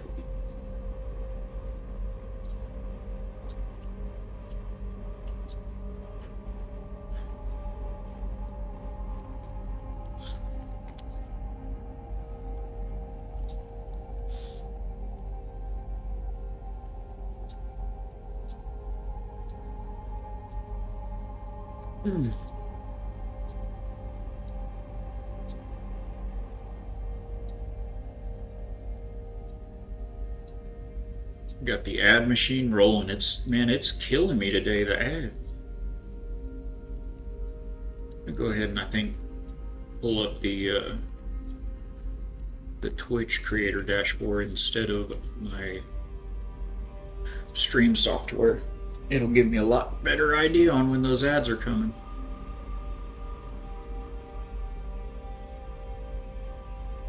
Oh, okay, everybody's back. All right. I'm doing horrible on the ads today, chat. Sorry, I'm trying to stay ahead of them, but on my second monitor I put my streaming software on there because the chat box on that, it'll show me chats from you guys on Twitch as well as YouTube chats that come in, and of course the alternative would be to watch the Twitch stream manager, but it won't show me YouTube chats, so I may miss those. I don't know if we have. It doesn't look like we've got anybody chatting in Twitch on YouTube. I mean today, so I'm just go ahead and pull up the Twitch creator dash the stream manager, and it gives me warnings when ads are coming up, so we can try to stay ahead of those. It keeps them shorter. It eliminates pre-roll ads for new viewers and all that. So I'll be better about that. I did stop. Y'all didn't miss anything. Our reward for that milestone is a base computer, construction research unit, and 20 salvage data. The 20 salvage data you use to unlock new blueprints for base parts, and you do that at a construction research unit. And again, the base computer is what establishes an area as your base. So we are going to be building a base. We are going to have to build a base, which I say have to. We love building in this channel, but I want to try to get through the expedition. But for those of you that are new and don't know, the expeditions, not only are they just big community events for the No Man's Sky player base, but they're also designed to bring new players on board. Oftentimes, existing players will get their friends or their family to try out the game at the times of these big expeditions. And for that reason, I don't remember which one. There was one expedition that did not follow this rule, but the vast majority of all the expeditions, they will kind of onboard you as if you're a new player, including building a base. They will walk you through showing you how to build a base. So that's probably what we're going to be doing next. So we're going to go ahead and collect this reward. I'm going to skip this big screen here. It stays on the screen for so long.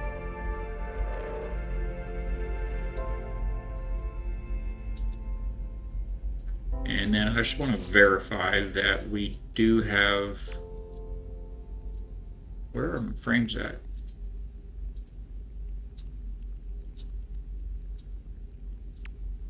I better clean up in a second, or we're just gonna minimize that creator dashboard right back down. All right, so let's get the launch thrusters repaired. Oh, that's bad.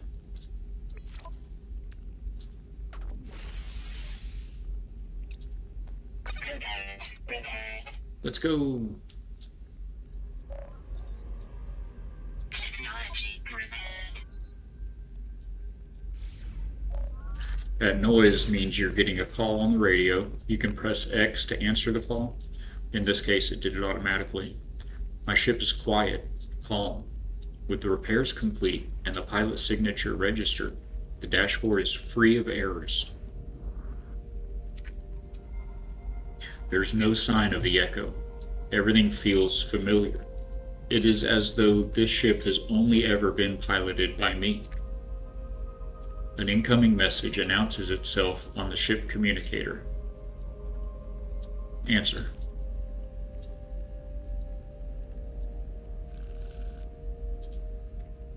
Lost. Protocol not oriented.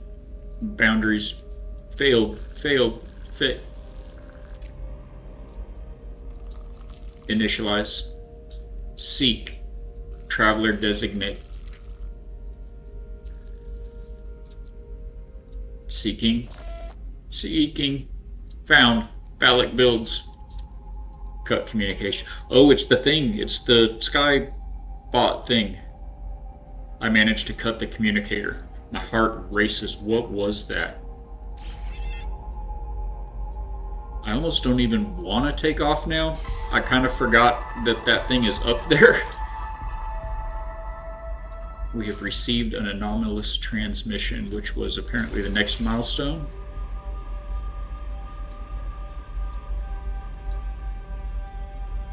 Yeah, I'm gonna get rid of that real quick.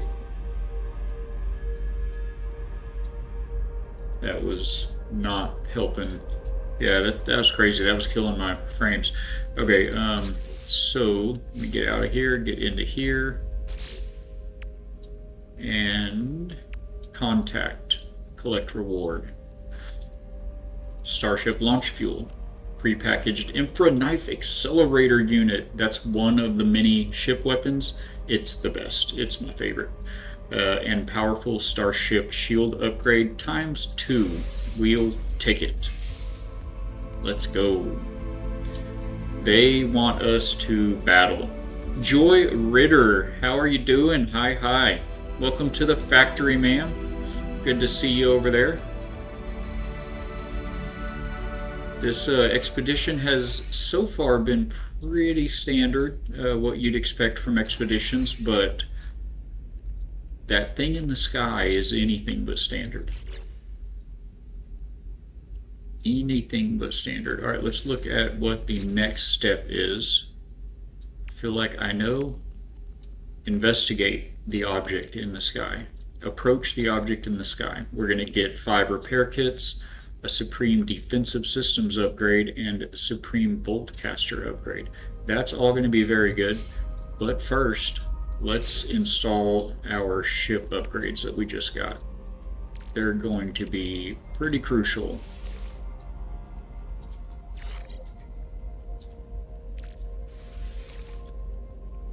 Got some shield modules. We have Starship launch thruster, or fuel for the launch thruster, but we'll wait. It's already 50% full, so we're not going to fill it up right now. I will fill up the pulse engine. Never mind, we don't have any tritium. And the Infraknife accelerator. Let's go. Now, is this a turbocharged slot? No. So we don't have so none of our ship slots are turbocharged. Oh, the launch thruster is. Okay, you can be. Oh, and we have rockets too. That's not bad. Good morning, Purple Ninja. Take that call, my friend. Good to see you.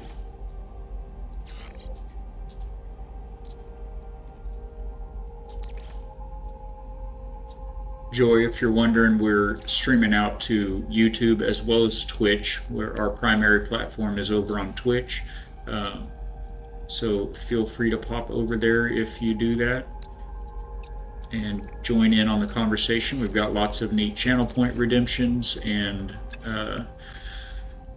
fun commands, channel commands and everything. You can pull up jokes, we can look at quotes, Bible verse of the day, you name it. Okay, so we've got a bolt caster and an Infraknife accelerator, or I'm sorry, photon cannon. It's like the bolt caster for the Starship. All right, I think it's that time, guys. Let's go. And they're off. So where was that thing? Hard to miss, isn't it? Okay, a hive of glass, it calls it.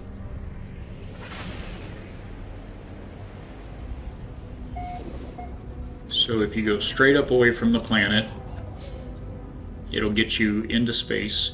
And once you're in space, unidentified hostile swarms approaching. All right, where's that Infraknife accelerator? Once you're in space, you can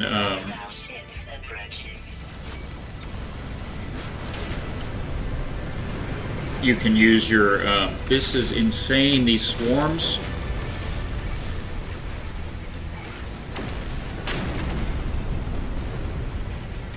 You can use your pulse drive.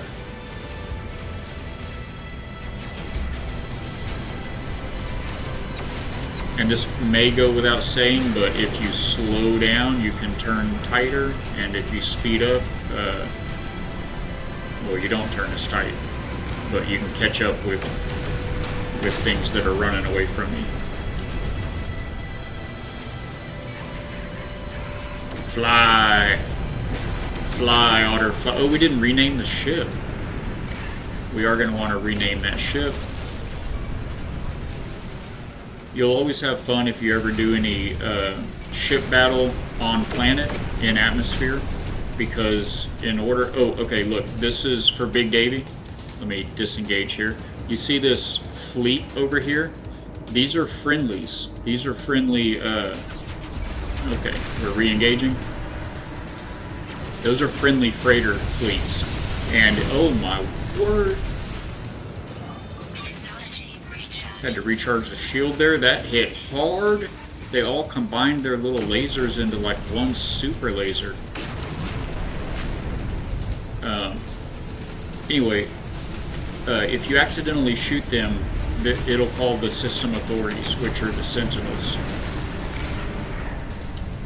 So, yeah, what I was saying about battling ship battles on planet in atmosphere is that the button to target lock is the same button as land. And if you're near the ground and you hit B, you'll land the ship in the middle of a dogfight. It's madness. Okay, is that everybody? I think that's all of them. We didn't even die, though. I think you sent those after us, Hive of Glass.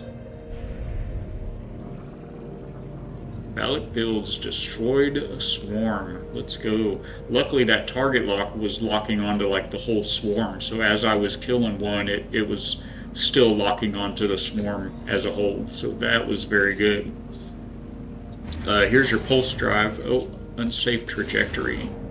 Unsafe trajectory. We're too close to this thing. How close do we have to get? I feel like I want to approach the other side of it. I don't really feel too comfortable with the front side of that thing. Okay, that's definitely a big Death Star gun. Look at it. There's no way that thing... What?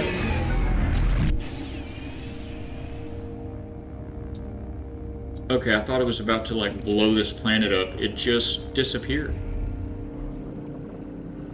Did it disappear or did it like teleport? There's more swarms. Are these going to be never-ending? See, it says landing sequence unavailable. I'm not trying to land, I'm trying to target lock these little guys.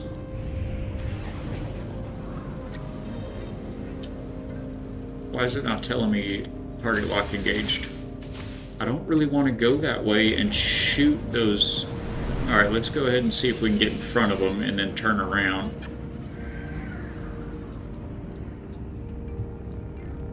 Oh, this ship's awful.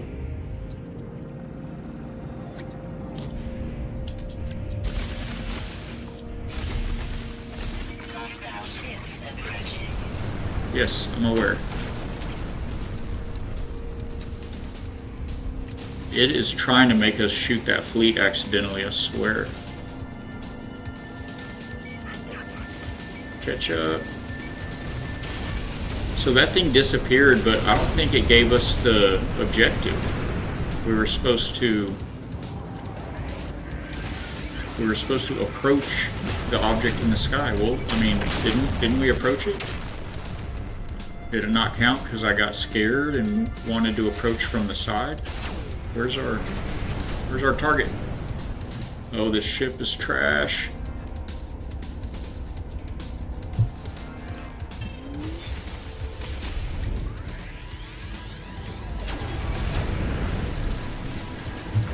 You don't even really have to steer, by the way, in this game when you target lock. It'll do all the steering for you. You just basically control your throttle. So it really makes it accessible to a kind of a wider range of player base. 4 swarms remaining. Oh, we should refill our shields. Recharge our shields.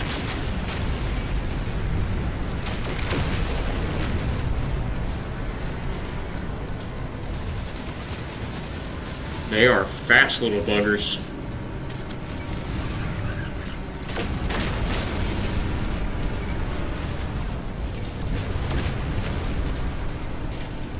I just hope they don't hit us with that big boy laser again. That thing was rough.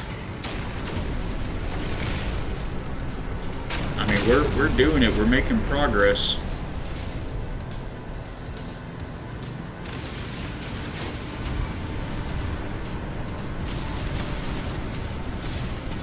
In a normal dogfight, by the way, your weapons do overheat, and you can switch weapons. So typically you want to find one gun that you like shooting the most of, and then some rockets.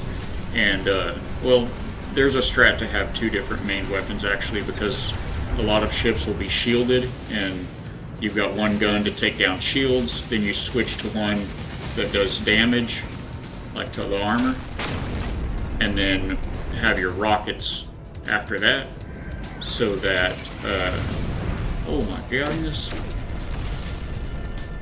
so that you can take them down close to zero, you know, get them down to like 20% health. I don't know if y'all noticed how I stopped shooting once I was pointing at that fleet over there. I am not going to get baited into fighting the Sentinels and whatever this swarm is at the same time.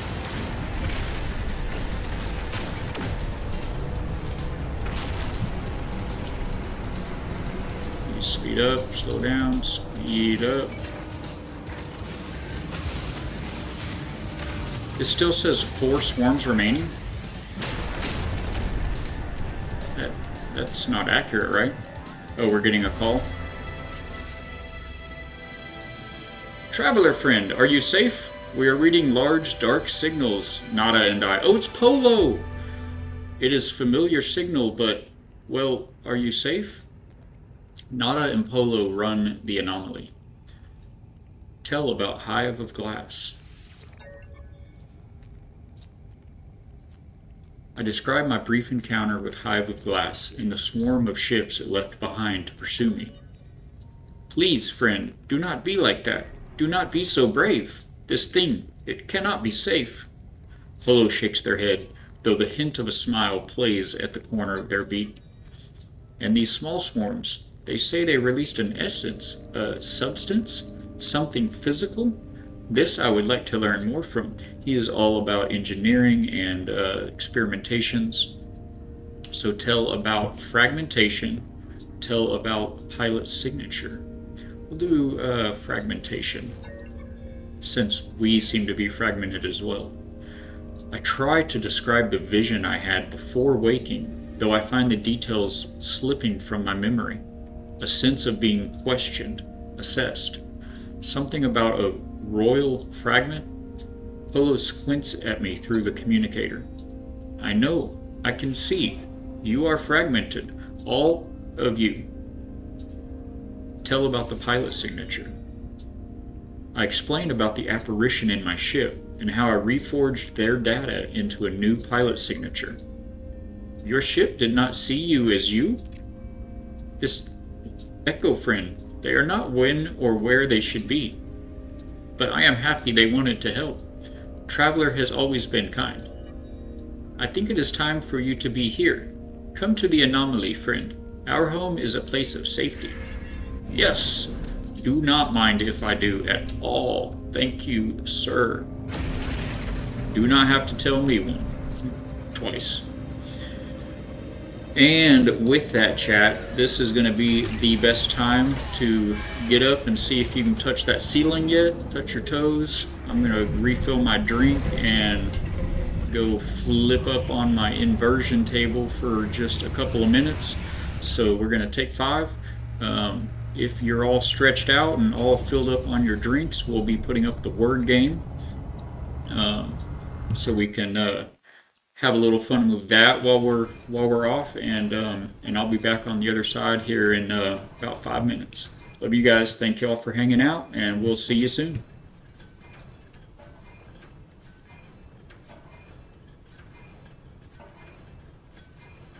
Also, you know, it's about time. Now we've got time. We'll hit an ad break about 5 minutes after I get back. All right. Good luck, and I'll be right back.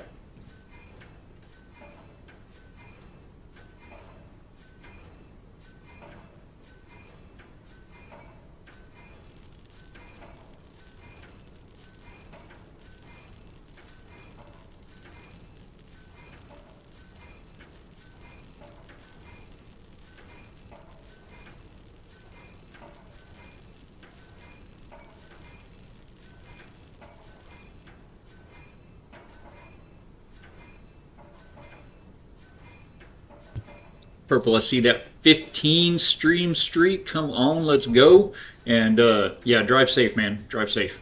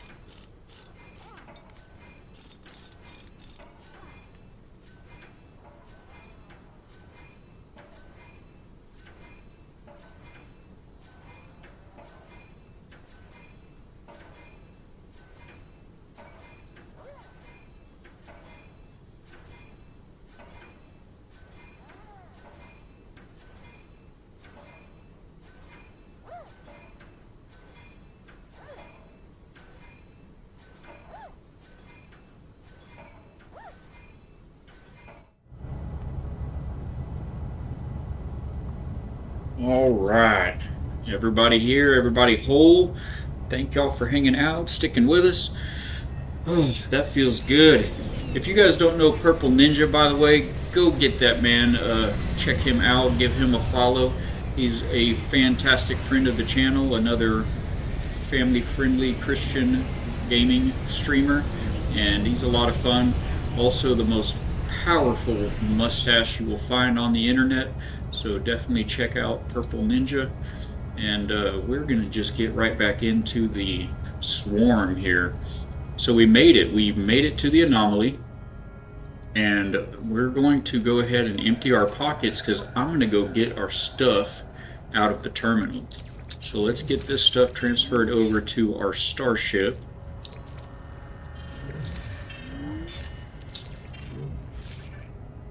We're gonna need some room. Oh, let's grab that back out real quick and break it down. There we go. We're gonna need some room in our pockets.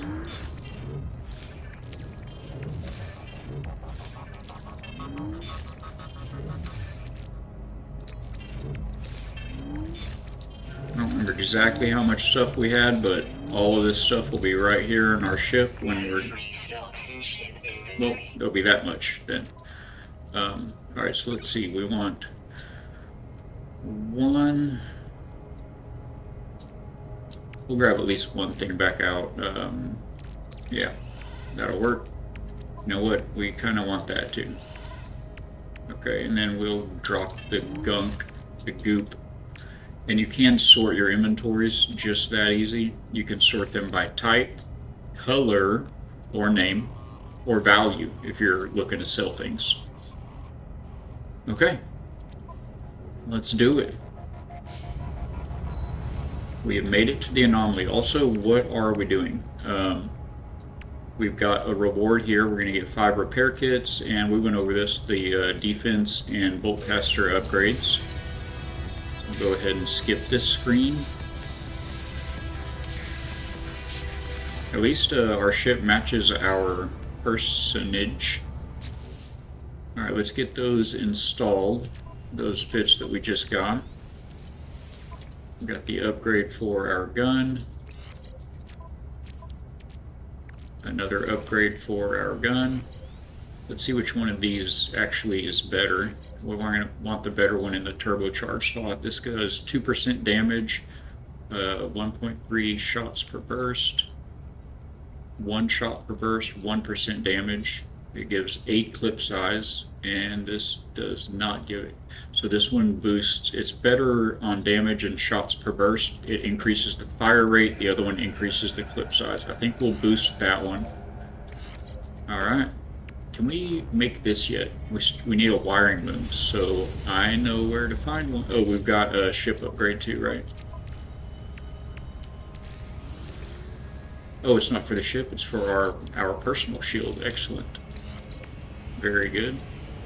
I'm actually going to pull that out and see which one of these is better as well. Shield strength 30, 33, 33, 33. That one's a little better, and so this one's the best one. And I believe, if I'm not mistaken, these are all upgrades to this. Nope. They're not upgrades to that, right? They are? No, they're not. Yeah, they're their own thing. The personal shields are their own thing. Okay. Alright, so we got our space back, and we're back at the anomaly right where we started the day.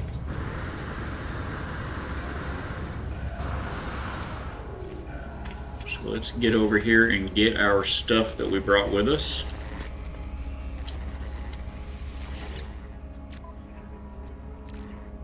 And again, this is where you could return to your primary save. No penalty. You just pause the expedition, get back to what you're doing in your regular save. You can come back and just jump right back in at any time.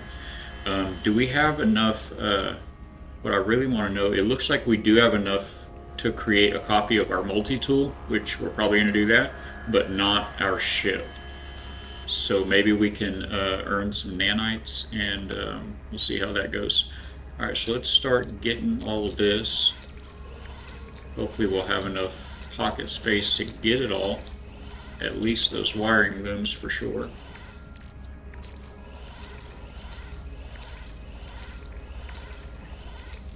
Nine spaces left. I think we're gonna be okay. I just realized we kind of did this backwards. I should have grabbed these first, and then the others.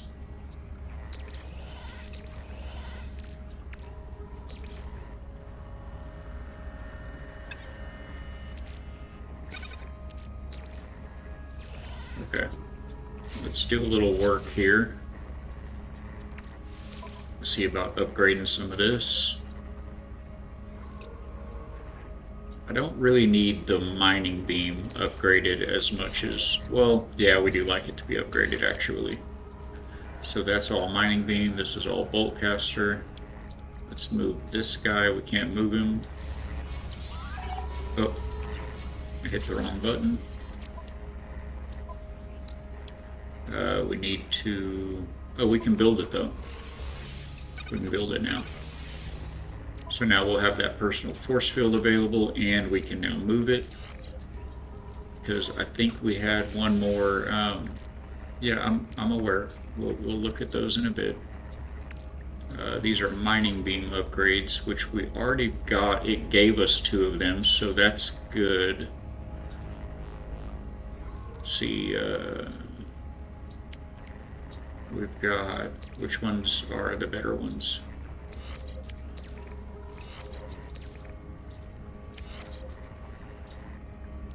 So that's supercharged as well. Alright, so this is 17% mining speed, 43 heat, 41 heat, 16. Alright, so this one is the lesser of those 2.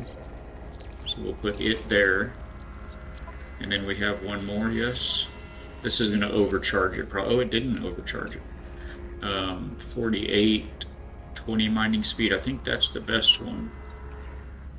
It's by far the best one. Alright, so we'll put that there. We'll put that there. Oh, this one was also... No, this is the bolt caster upgrade. Okay. And we already made our choice on that one. So we'll leave those up there. And this one, we're going to store it. And we can sell that for 16 nanites. That's great. Alright, so let's get this jetpack upgrade going. Not too concerned on the jetpacks. So we've got one mining upgrade that we can sell.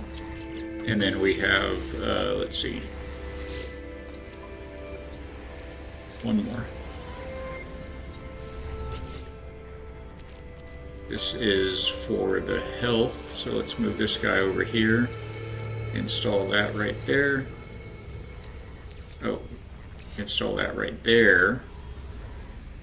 Okay.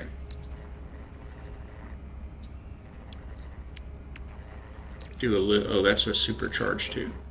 Okay, that's fine. We like our jetpack being charged up hot. Make it hot. And then we've got an upgrade for the pulse drive. Wait, is that's the hyperdrive? This ship doesn't even have a hyperdrive yet. And we don't know how to make one. So we'll just leave that one up there, I guess. Actually, I wonder how much we can get for it if we were to go sell it. Also 16 nanites, not worth it. Alright, so we'll hold on to that for when we get a hyperdrive. We can jump to other systems. And, okay. Now, where are we at here? Consult with Polo. Alright, he is up here. This will be Nada. I was talking to you earlier about Korvax, Vy'keen, and Gek. This is a Korvax entity. He's a non-biological entity. And this is Polo. He is a Gek. You have spoken to Nada? Joy. No, no, I didn't. I just kind of hung out.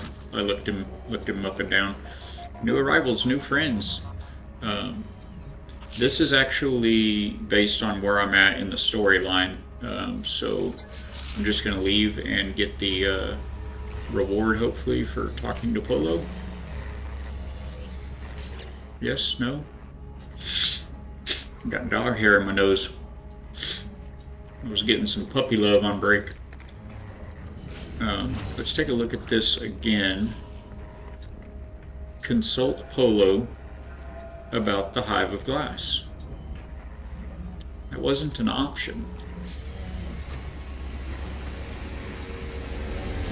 Specialist Polo.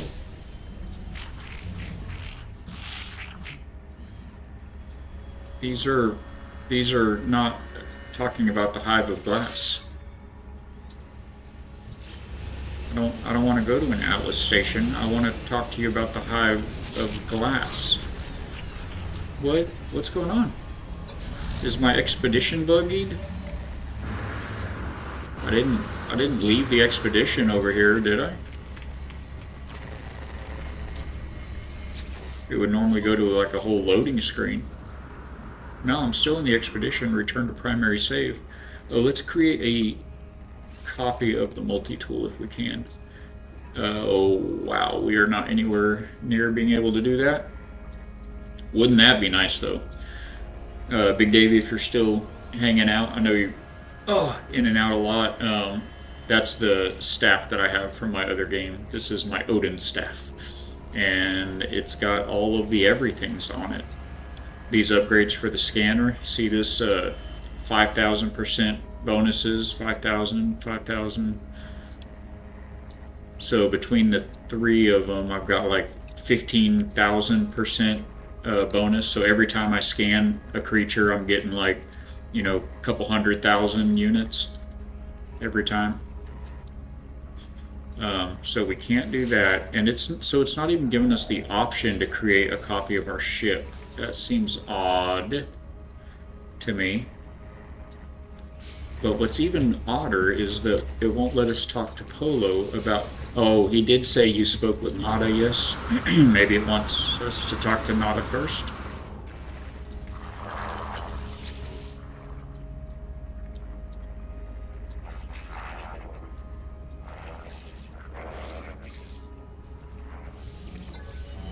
Okay, I don't think that helped.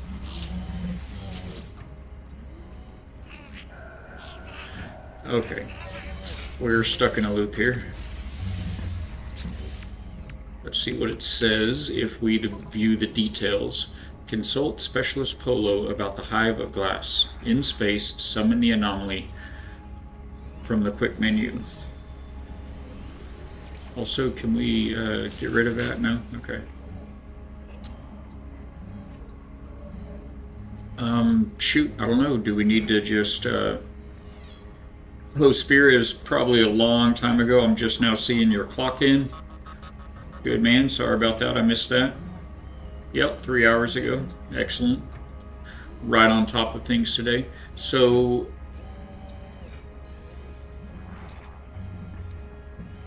I guess we need to...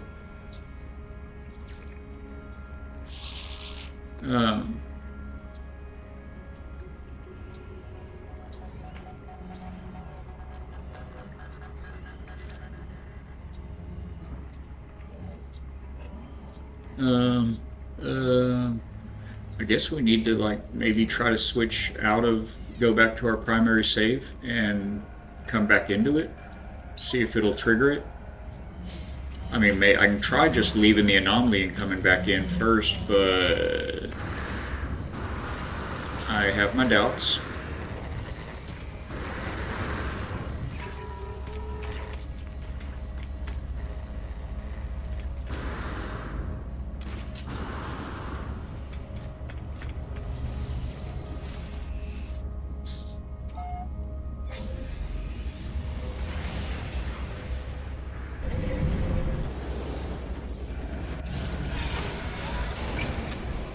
And we do not have a hyperdrive, so we can't like go to the next system over.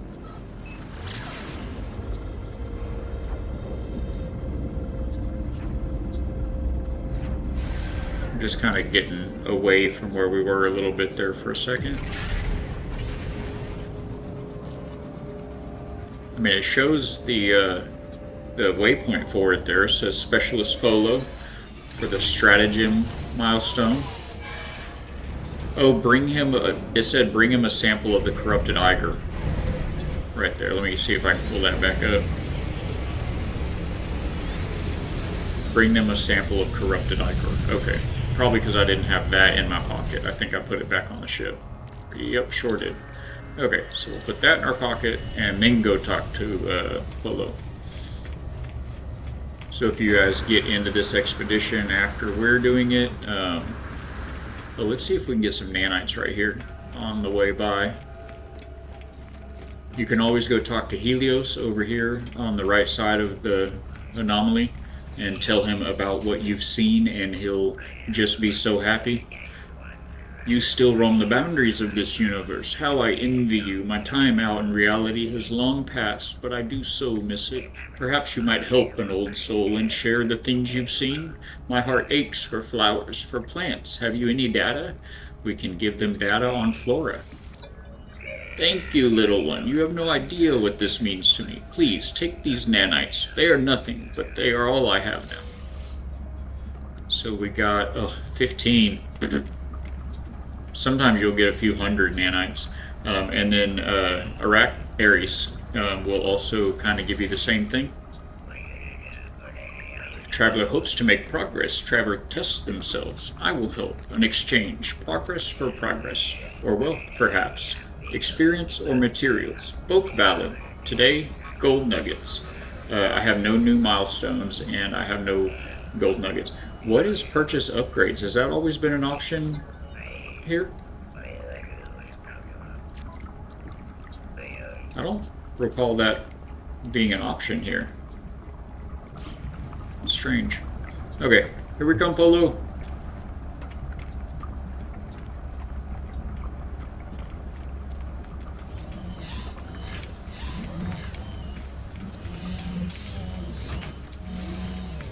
Yeah, now he's got a purple dot on his head. Polo looks at me, their expression thoughtful. Whatever is on their mind, they do not voice it. Give corrupted ichor sample. Friend, this is... They pause, staring at the ichor in their hands. When they speak, it is not to me. It may explain the signals, a match, but only partial.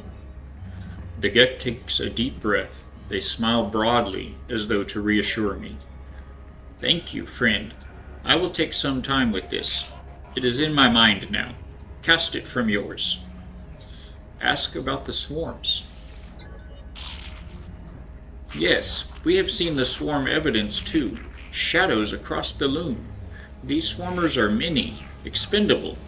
One, Nada and I traced to the very end of its signal. Its crash site may give more answers. Ask about fragmentation. I can see it more clearly with you here. You are you, but only a fragment. The team name, I do not... Polo winces. They fall silent, apparently closing the subject for now. Ask for crash site coordinates. That's strange because Polo doesn't speak with the, broken static in his messages ever. That's concerning. I was sure you would ask, friend. It is done. Your research may deepen our understanding. Polo transmits the approximate location of the Swarmer crash site to my Starship computer. Alright, we have consulted with Specialist Polo.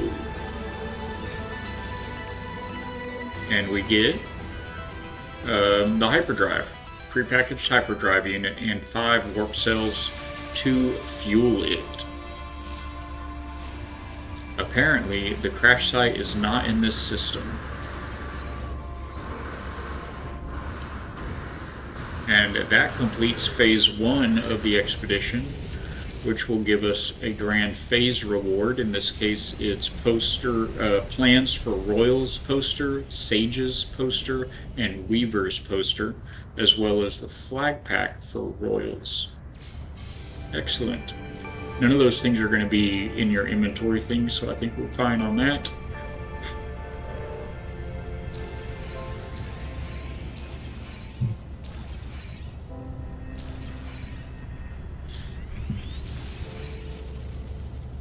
Alright, let's see if we can stick this bad boy in there. Now, where's our... we have one turbocharged slot, and it's currently on the Infraknife accelerator. I think we're going to sacrifice that for a hyperdrive. Well, let's fill her up first. Technology recharge. Move this bolt caster over here with the rest, photon cannon, sorry, with the rest of the weapons. So right now this gives us a hyperdrive range of 378 light years. If we put this next to it, it makes it 377. Oh. But what about if we switch this? That's what I'm getting at. Oh, I'm not even looking. I'm looking at the maneuverability, chat. Come on. Okay. Hyperdrive 378.1, 390, just because they're grouped. And now 431. That's the way to go. Technology recharge. We've got the tritium now for that. We'll go ahead and throw that launch fuel in there. Recharge. And I think we are ready to go. We'll go sell that, I guess. You know what, for 16 nanites, like, it's just not going to make a difference. Let's put it back. Back over here. Let's see, boltcaster. That's all boltcaster. Mining beam. Huh.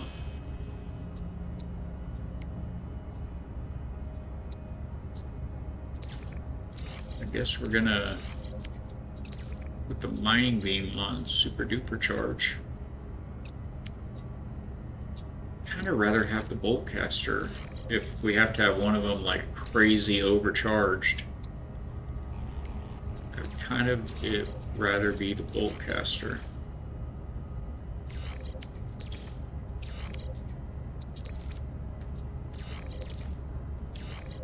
Alright, so that's all bolt caster. That's mining beam. Okay, so now all of those. Oh, that one's not together with it.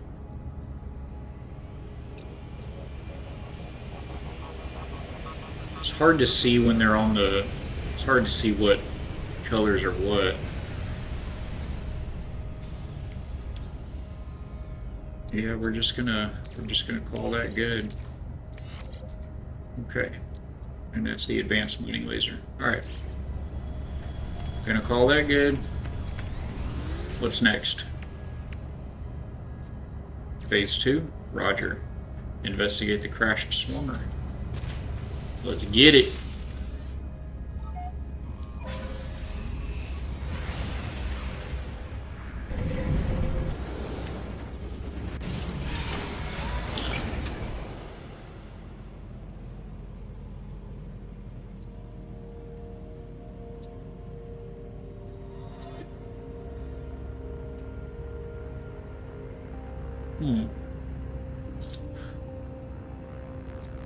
There's the space station. Let's go ahead and hop into that. If you go to a space station, there will be, sorry, I've got this something tickling my nose like crazy. If you hop into a space station, it'll have a teleporter in it. And if you go to a teleporter, it'll give you options of where you want to teleport. You can teleport to any of your bases or to any other space stations that you have been to. And they'll be listed in order of most recent station listed first. So,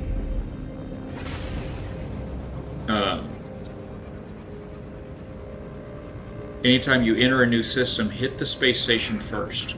For two reasons, actually. first of all, it'll allow you to return to that system if you need to for anything from any other space station or teleporter, even like at your base or on your freighter. Secondly, is this.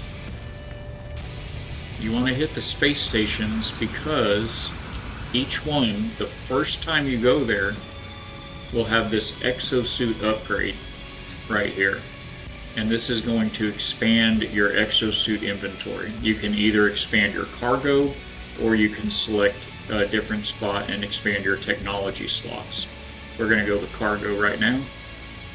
And exosuit upgrade right there where it says purchase inventory slot, there's no number there. It's not going to cost us anything to do this.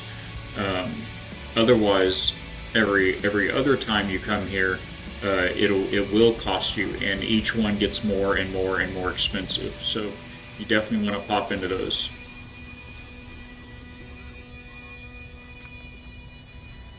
And I think that's probably all we need to do in here. I'm gonna go follow that signal.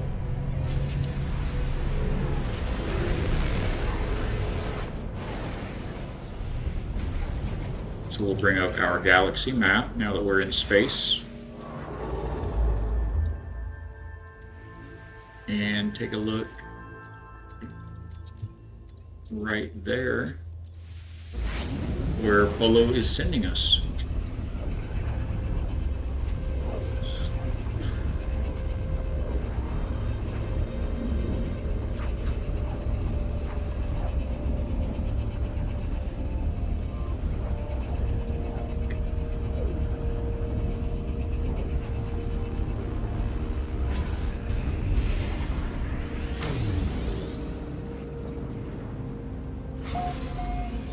Did we just warp into a battle?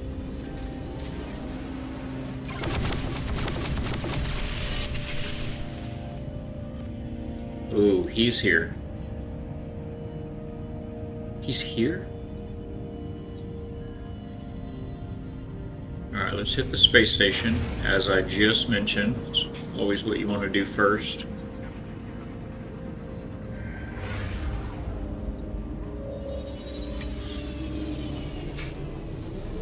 You do need to actually exit your ship on each space station.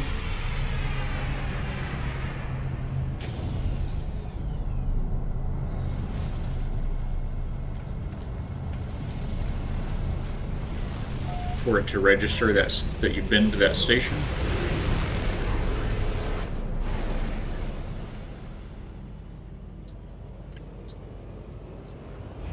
And then we're going to follow our marker here. We'll shoot some stuff.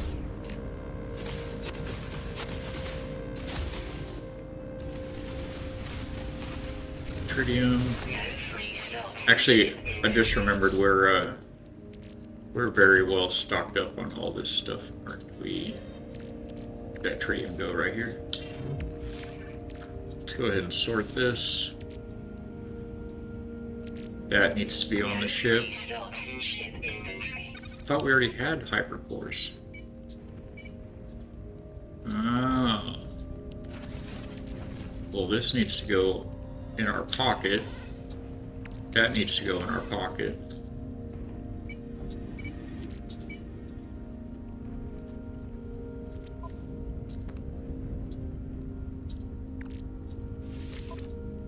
Another bolt caster module. Uh-oh.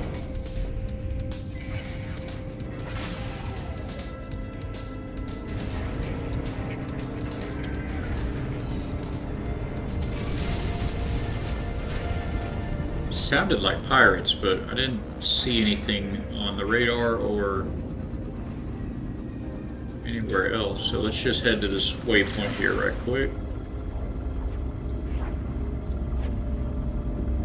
This is a frozen planet. Yay! Not our favorite.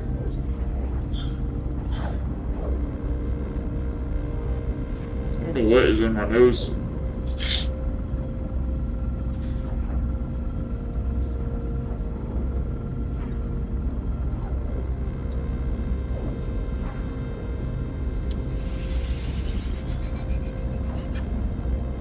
Whoa, where's it taking us? We should have been locked onto this signal right here. And now we're going to be too close to the planet.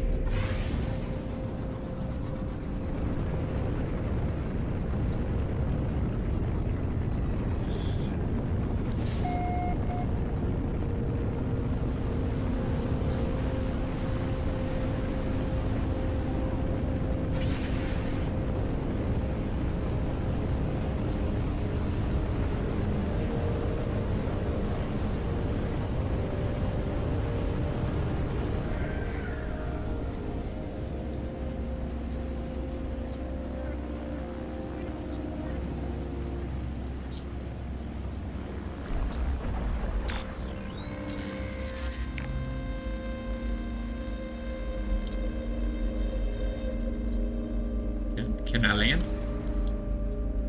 I'm trying.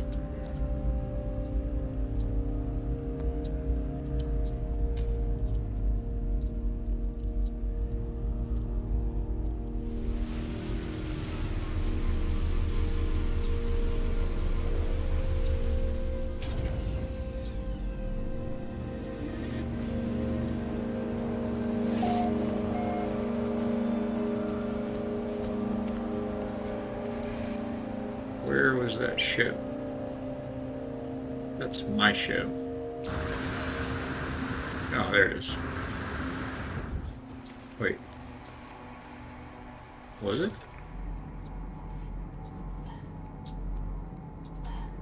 Oh, that was somebody else's ship. Okay, that red dot is a sentinel.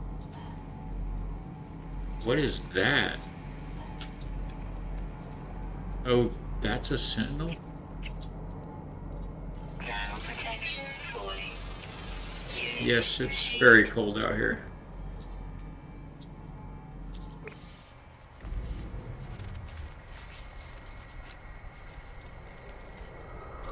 Technology recharge. Technology recharge.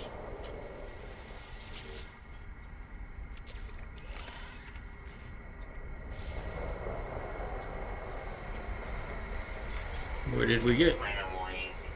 Incoming storm. Okay, we don't like blizzards. Let's get a move on here. 400 units this way.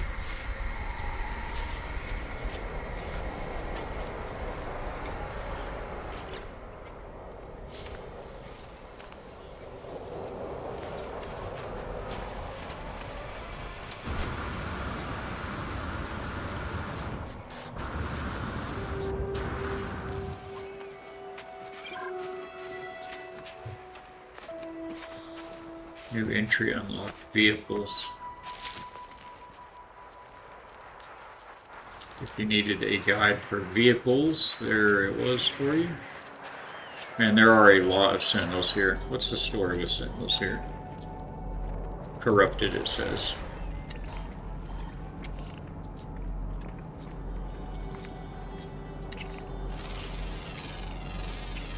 Units received.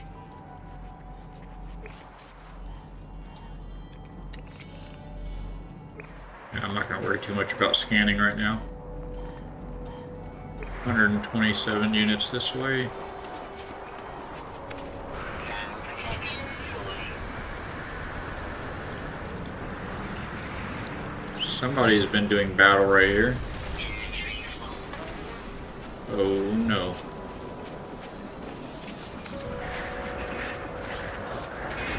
Okay, you know what? We're going to get our terrain manipulator out. Get out of this storm.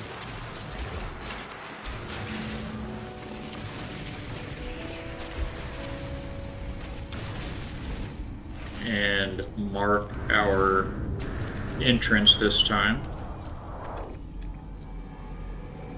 I think is it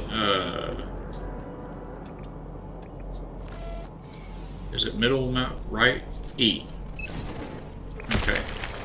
So that marker is the entrance to our little hidey hole here. Get back to terrain manipulator and go to flatten.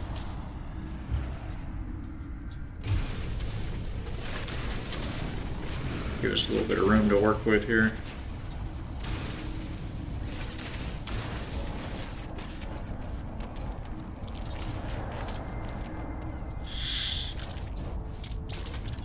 Get that bolt caster out. I feel like we're going to need it. Weather update. Storm clearing. There's that weather update we were looking for. I see you guys are in ads now. We'll hang tight till people get back. Joy, if you're still in, thank y'all for hanging out. Twitch is in some ads right now for, well, just for another second.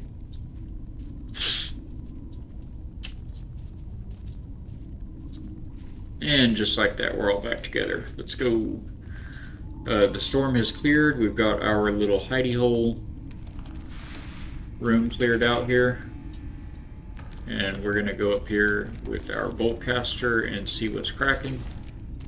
We've got our personal force field applied now.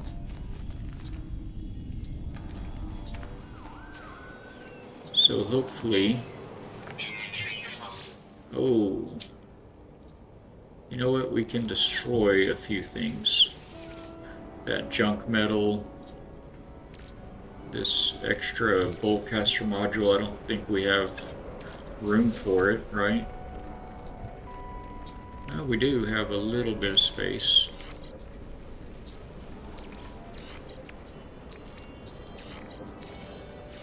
I don't know if we can...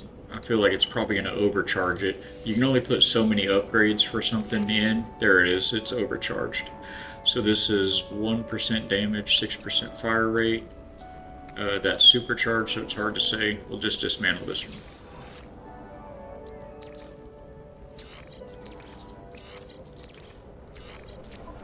Alright, so that's given us one Thermal protection. spot. Oh, what else do we want? Oh, that's... and we're too far from the ship now. Let's see if we can summon our ship over here to us.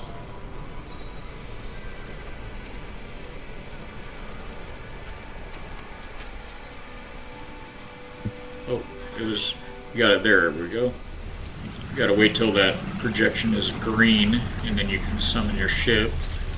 Once it's here, close by, we can transfer some things, like this Star Shield battery for the ship.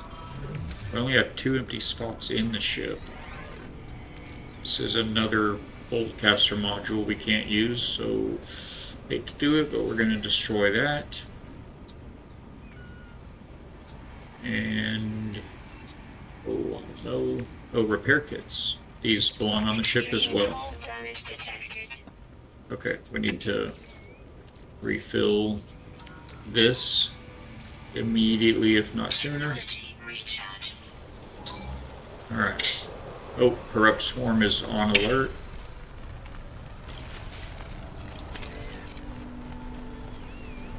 Where's that, that thing that we were looking for? Oh, right over the hill. Too short, I couldn't see it.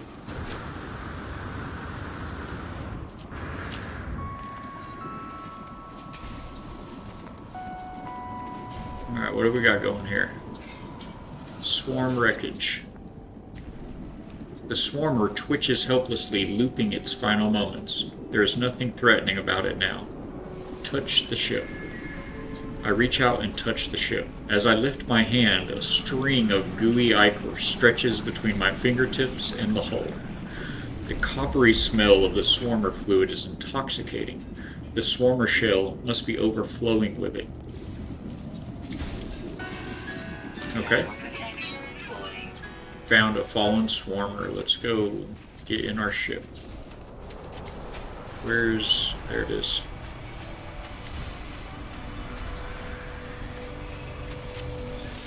So get us out of the cold, away from the stormers. You know, that tower right there, I think that's a sentinel, oh, I can't remember what they call it exactly. On every planet, there's one on the planet somewhere, one of those, if that's what it is. And you go there and you have these pods, these, like, they look like cargo tanks, outside. There'll be 3 groups of 3 of them. You blow those up. Once you blow those up, it allows you to go to the base of the big tower and access a terminal. In that terminal, you can deactivate the sentinels on that planet. Planet-wide. All of the sentinels gone. For the rest of your presence there. So that would be pretty huge. If that's what it is, we would be much better off to go over there than to start fighting this swarm, I think. But we'll see how it goes. Alright, let's see if we can do something about this inventory situation. It's not good. And we now have a... I see some fellows out there fighting those. Anyway, we have to get our reward here. Gravitino coil unit. Not sure what that is. More projectile ammunition and a prepackaged personal force field. I don't know if we have room for this stuff. Let's see.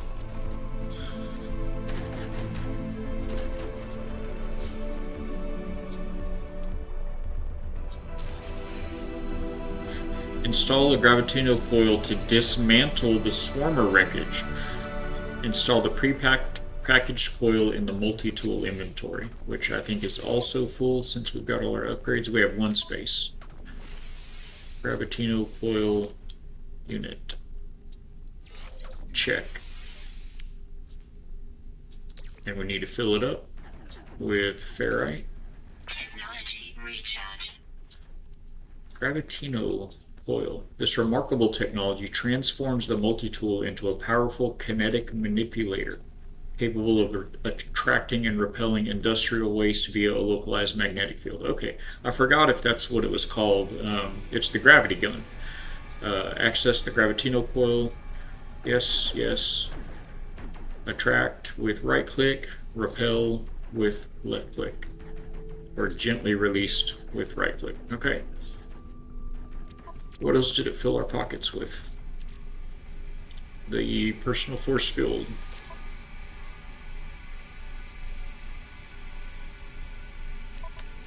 I believe that is prepackaged personal force field, valued at 480 nanites, and we just built our own right here.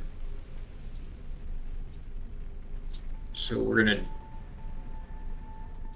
let me try storing it, because I think this one's only going to be worth like 16. Yeah, okay. So we can, we'll just leave this one in, because it's the same thing. Yeah, we'll just leave this one in and let the other one get sold for nanites. Do we have any room on the starship though? 0. Okay, we do not have very much room in our inventory, chat. Let's see what happens. Dismantle the fallen swarmer for 5 repair kits and 5 inventory slots. Okay, now we're talking. And it doesn't look like there's any more of those swarms around now. Oh, never mind, they're everywhere, aren't they? Let's see, mining beam, terrain manipulator, Gravitino coil. Oh, hostile swarm has been alerted. Okay, they don't like that.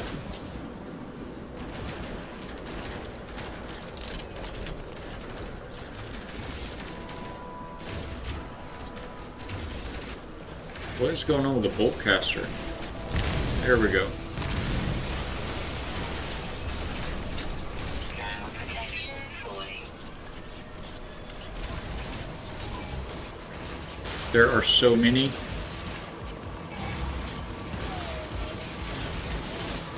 They've added recoil like crazy. Oh, the swarm's about to multiply? That seems bad. Okay, you know what?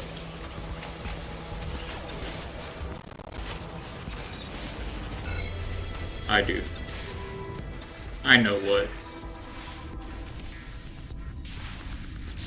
Also, can we put down that personal refiner? Starship out of range? It was like right here.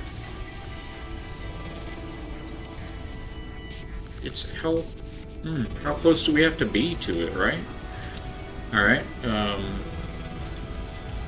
terrain manipulator.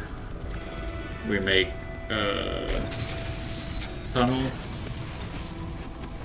See, we've got a level 3 alert on us there. We're just gonna tunnel our way over to underneath the starship. Okay, now we're close enough. So we want this. Can I build a base down here? I wonder.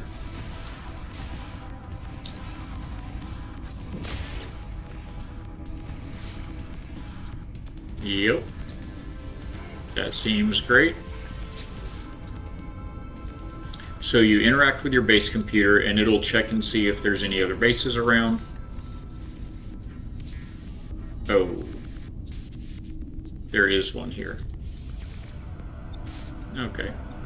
It just let me put it down. So we'll pick that back up and make a new little room for ourselves.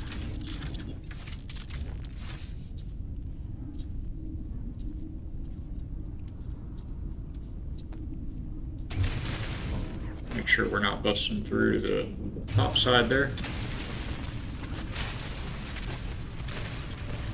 I just like to have a little bit of room to stretch my legs, you know.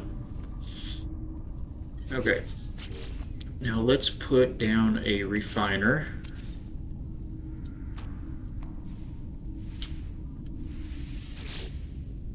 Fuel it and see if we can get rid of some of this inventory.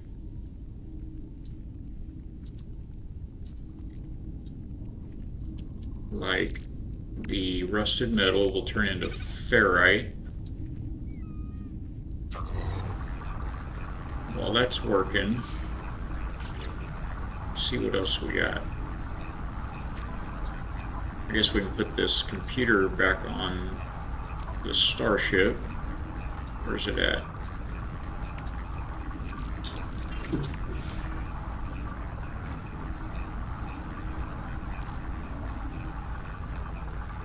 I'd like to put that back on the starship, okay.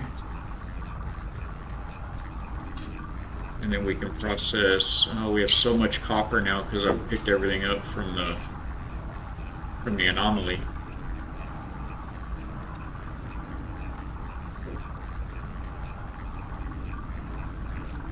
Put that on the ship. I don't know that we're gonna need these.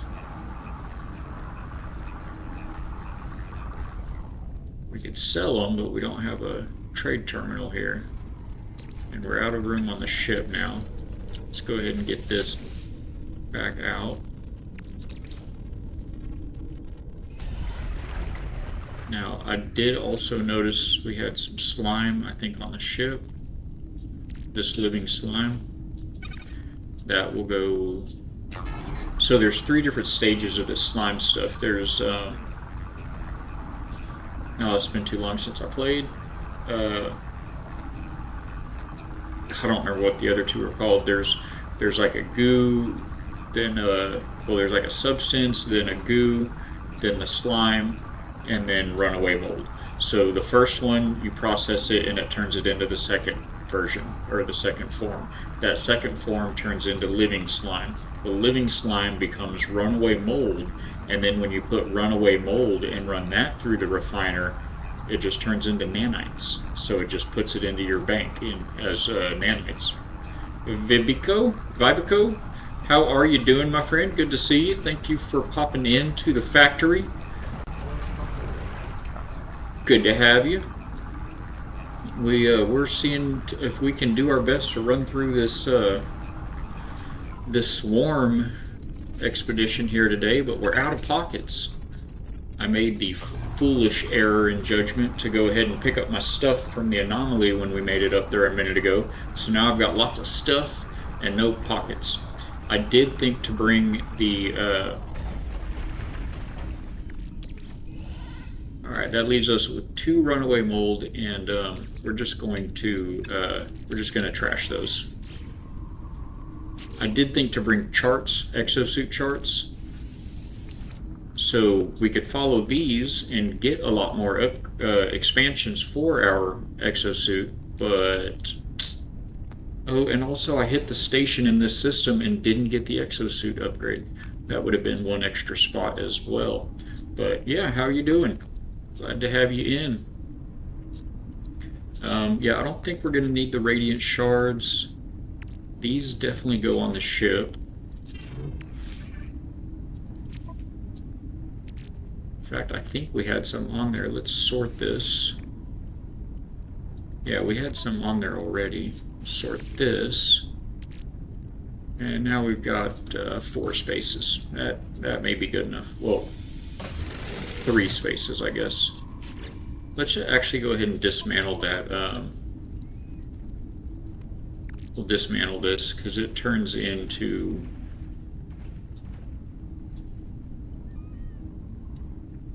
Well, it doesn't turn into much, but that's fine. We can always build a new one. Man, there are a lot of bogeys up here at that objective. So let's get up there.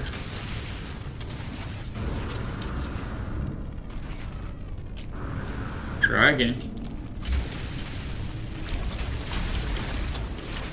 See if we can take a tunnel right to the wreckage.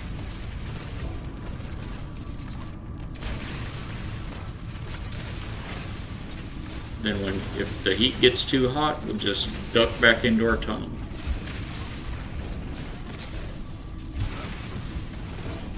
It says destination reach, but that doesn't look like the wreckage. Alright, where's our bolt caster? Oh, we have some friends here at least.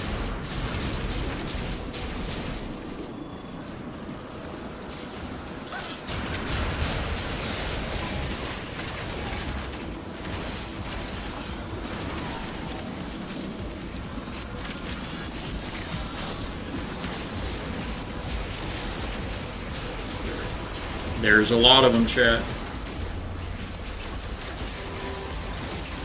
There's too many, and the swarm. This is only getting hotter.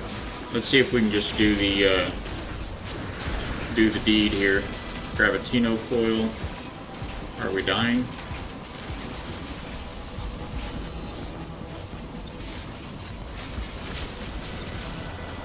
Did we get it? We got it. We'll throw that over there. Can we grab these guys? No? Grab this. Throw that over there. What else? We gotta rip this thing apart. I'm not sure why we're ripping this thing apart, but we're ripping it apart.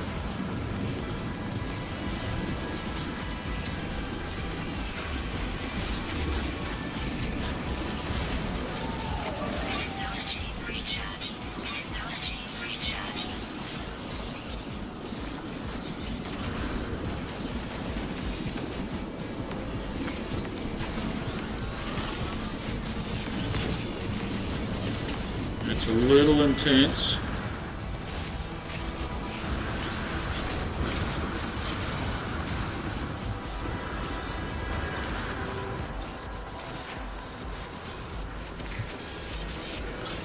Got one more bit.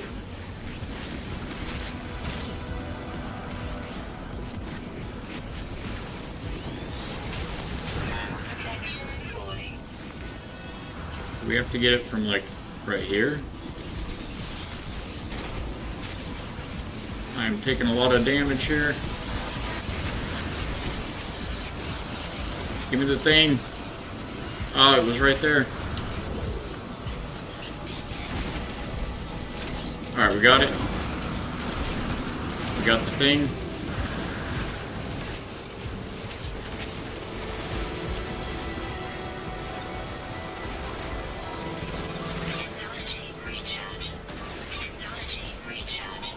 Get a heal going.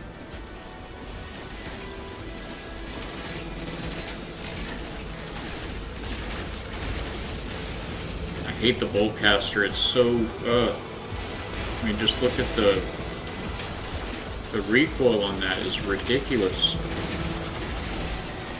Yeah, you just can't even fight these guys. That's ridiculous. All right, back to the mission here. Protection falling.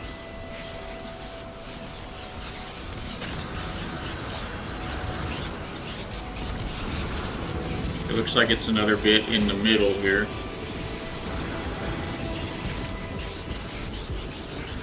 No, it's up front. Is it right here? It's on top? Where is it?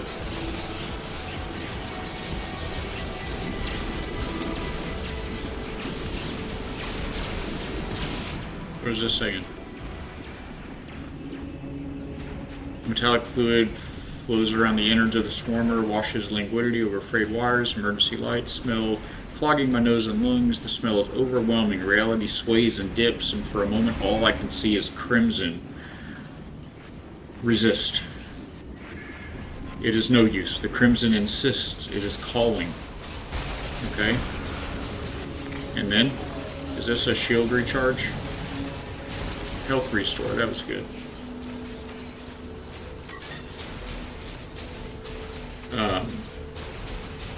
Are we done here?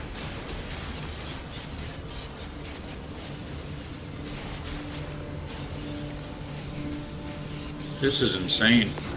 It's like because everybody's here at once, the swarm, it's never subsiding. Vibico, thank you so much for the follow. I just noticed that. Sorry if I'm a little late on that. I just noticed it. What is this thing just sitting here sparking? I appreciate you. We are, man, we put a lot of hours into No Man's Sky over the years. Here at the factory, we build. We like to build ships, build bases, build spaceships, anything, systems, engineering, and mechanics. Anything we can build. That's our sauce. So we've done a lot in No Man's Sky over the years. I haven't played it in a while. I missed the last update was all about companions. It added a lot of stats and upgrades and things you can do with the companions. The swarm is hunting. Yeah, they're hunting, but they're still active on all these other players that are up there right now. Or it looks like two other players. So even if they lose my trail, they're still going to be there on those guys. So yeah. Rubico, I'm not sure if it works on the YouTube side of things or not. I think it should, but if you're still there and you want to try doing an exclamation point jokes, there it is. Hold tab to skip. Excellent. What did the spaghetti say to the other spaghetti? And it sometimes does that. It returns just the joke or just the punchline. That's redonkulous. There we go. Why do cows not have toes? They lack toes. Anyway, I'm not sure if those commands work on YouTube or not. You can try exclamation point quote for, is it quote or quotes? Quote. For some inspirational or thought-provoking quotes. And you can also do jokes, verse of the day, proverbs and psalms, all of the things. And I'm not positive if they work on the YouTube side of things or not. So feel free to try that. I'm just not sure. All right, let's see if we can get our reward here. That 5 inventory slots is going to come in clutch. And I'm just going to take them all right down here. Right where it's going to put them. Again, you can come up here and select technology. You can pick any slot that you want to upgrade, to open up, unlock. But we need the inventory space right now more than anything. So there were those. We've got our repair kits. Did they go in this pocket or in our ship? They went here, so let's put those in the ship. Out of range, of course. Where is the ship? It should be this way. Yeah, right up there. If I run down this tunnel I dug. And the mustache is back. Thank goodness. Man, I was wondering. I was just wondering how we were going to make it. Alright, let's throw those on the ship now. Yes, yes. And hopefully we can get in the ship and get the ship out of here.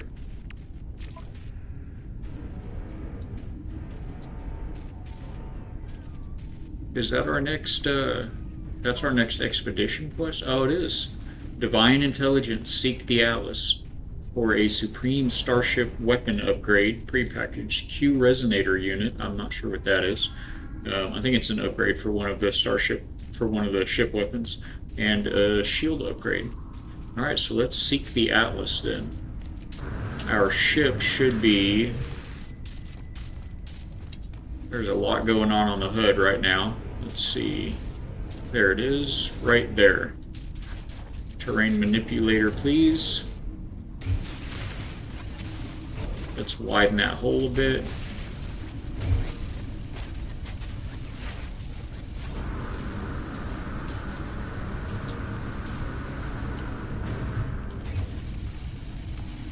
And we're at the ship.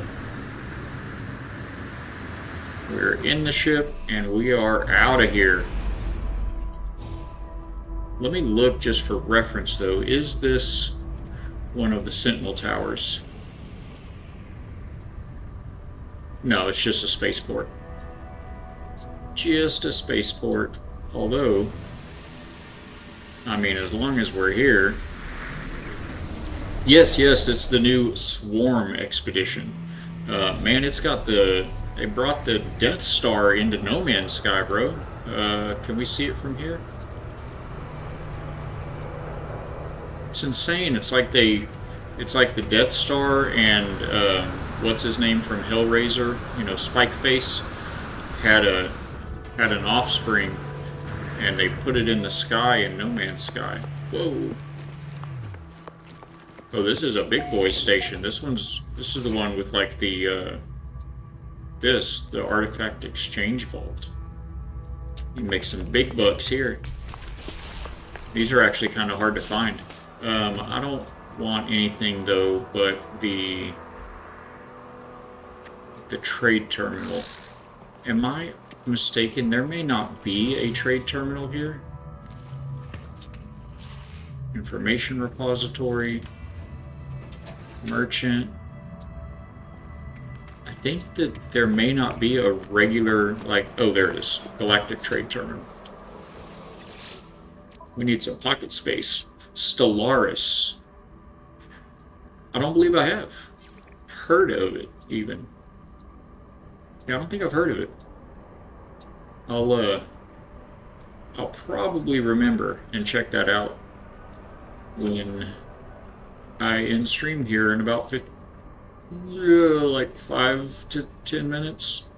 Should probably try to make it 5. Okay. Did we put that stuff on the ship? Probably.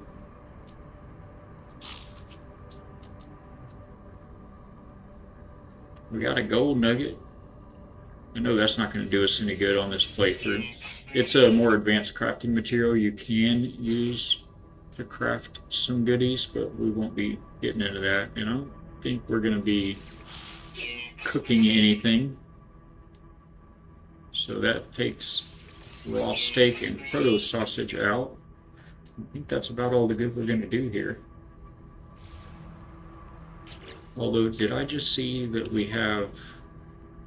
Yes, we have many things in this pocket. Oh, and I'm too far from the starship now. I think we can consolidate pockets. It's basically a space civilization game. Okay, like a city builder, kind of a...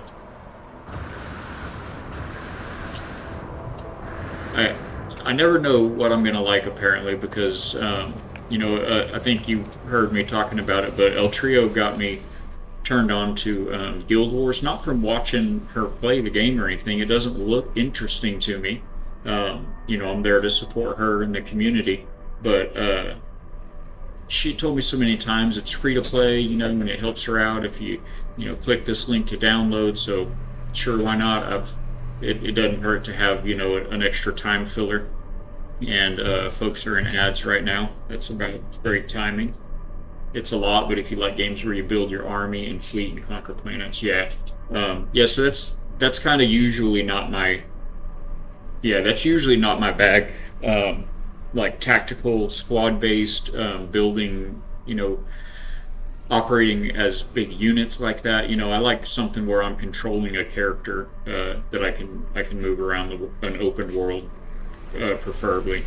But anyway, Guild Wars 2 is El Trio's big game, and so I got it just kind of as a filler and help her out in some tiny little small way. I know she doesn't need it, but anyway, I accidentally got addicted to that game over the last couple of days, man. It's pretty cool. I think we're going to play it tomorrow on stream, although I guess we probably should finish this expedition tomorrow now.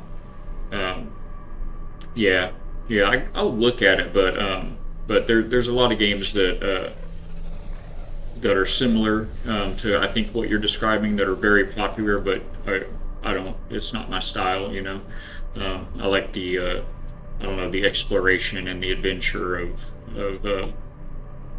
having that one character that you control through things. Okay, so now let's see if we can just put this stuff in there and see what's left, because I think a lot of this I already have in that pocket. Oh, that stays on the ship.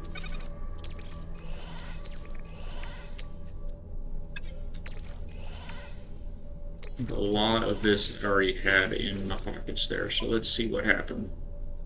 Sort this out, and we did not have those or those. We'll go ahead and put those back, and I think that's probably fine for now.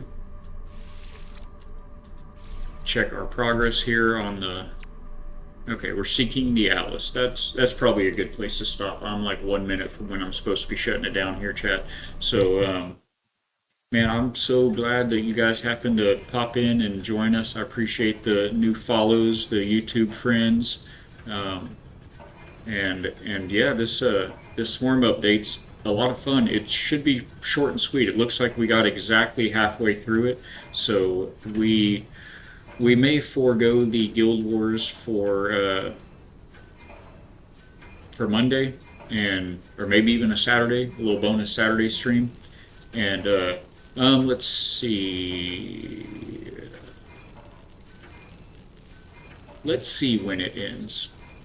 Usually they're about they run for about 6 weeks. This one is running. I'm looking through the patch note post here on Steam right now, and it looks like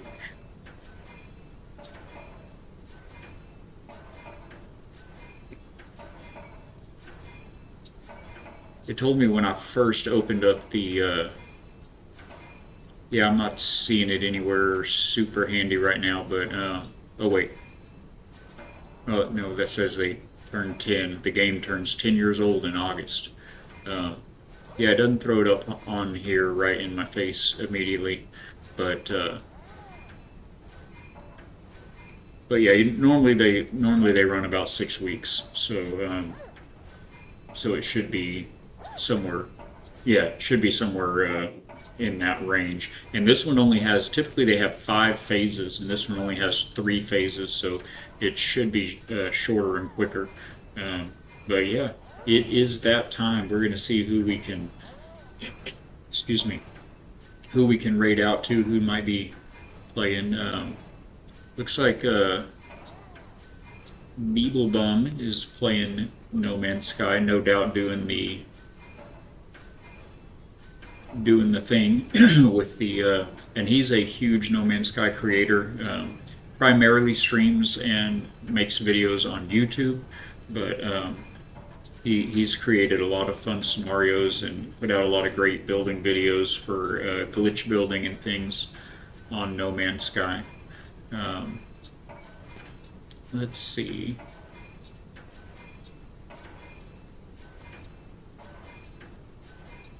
I think maybe we may just keeping in the spirit of the No Man's Sky expedition.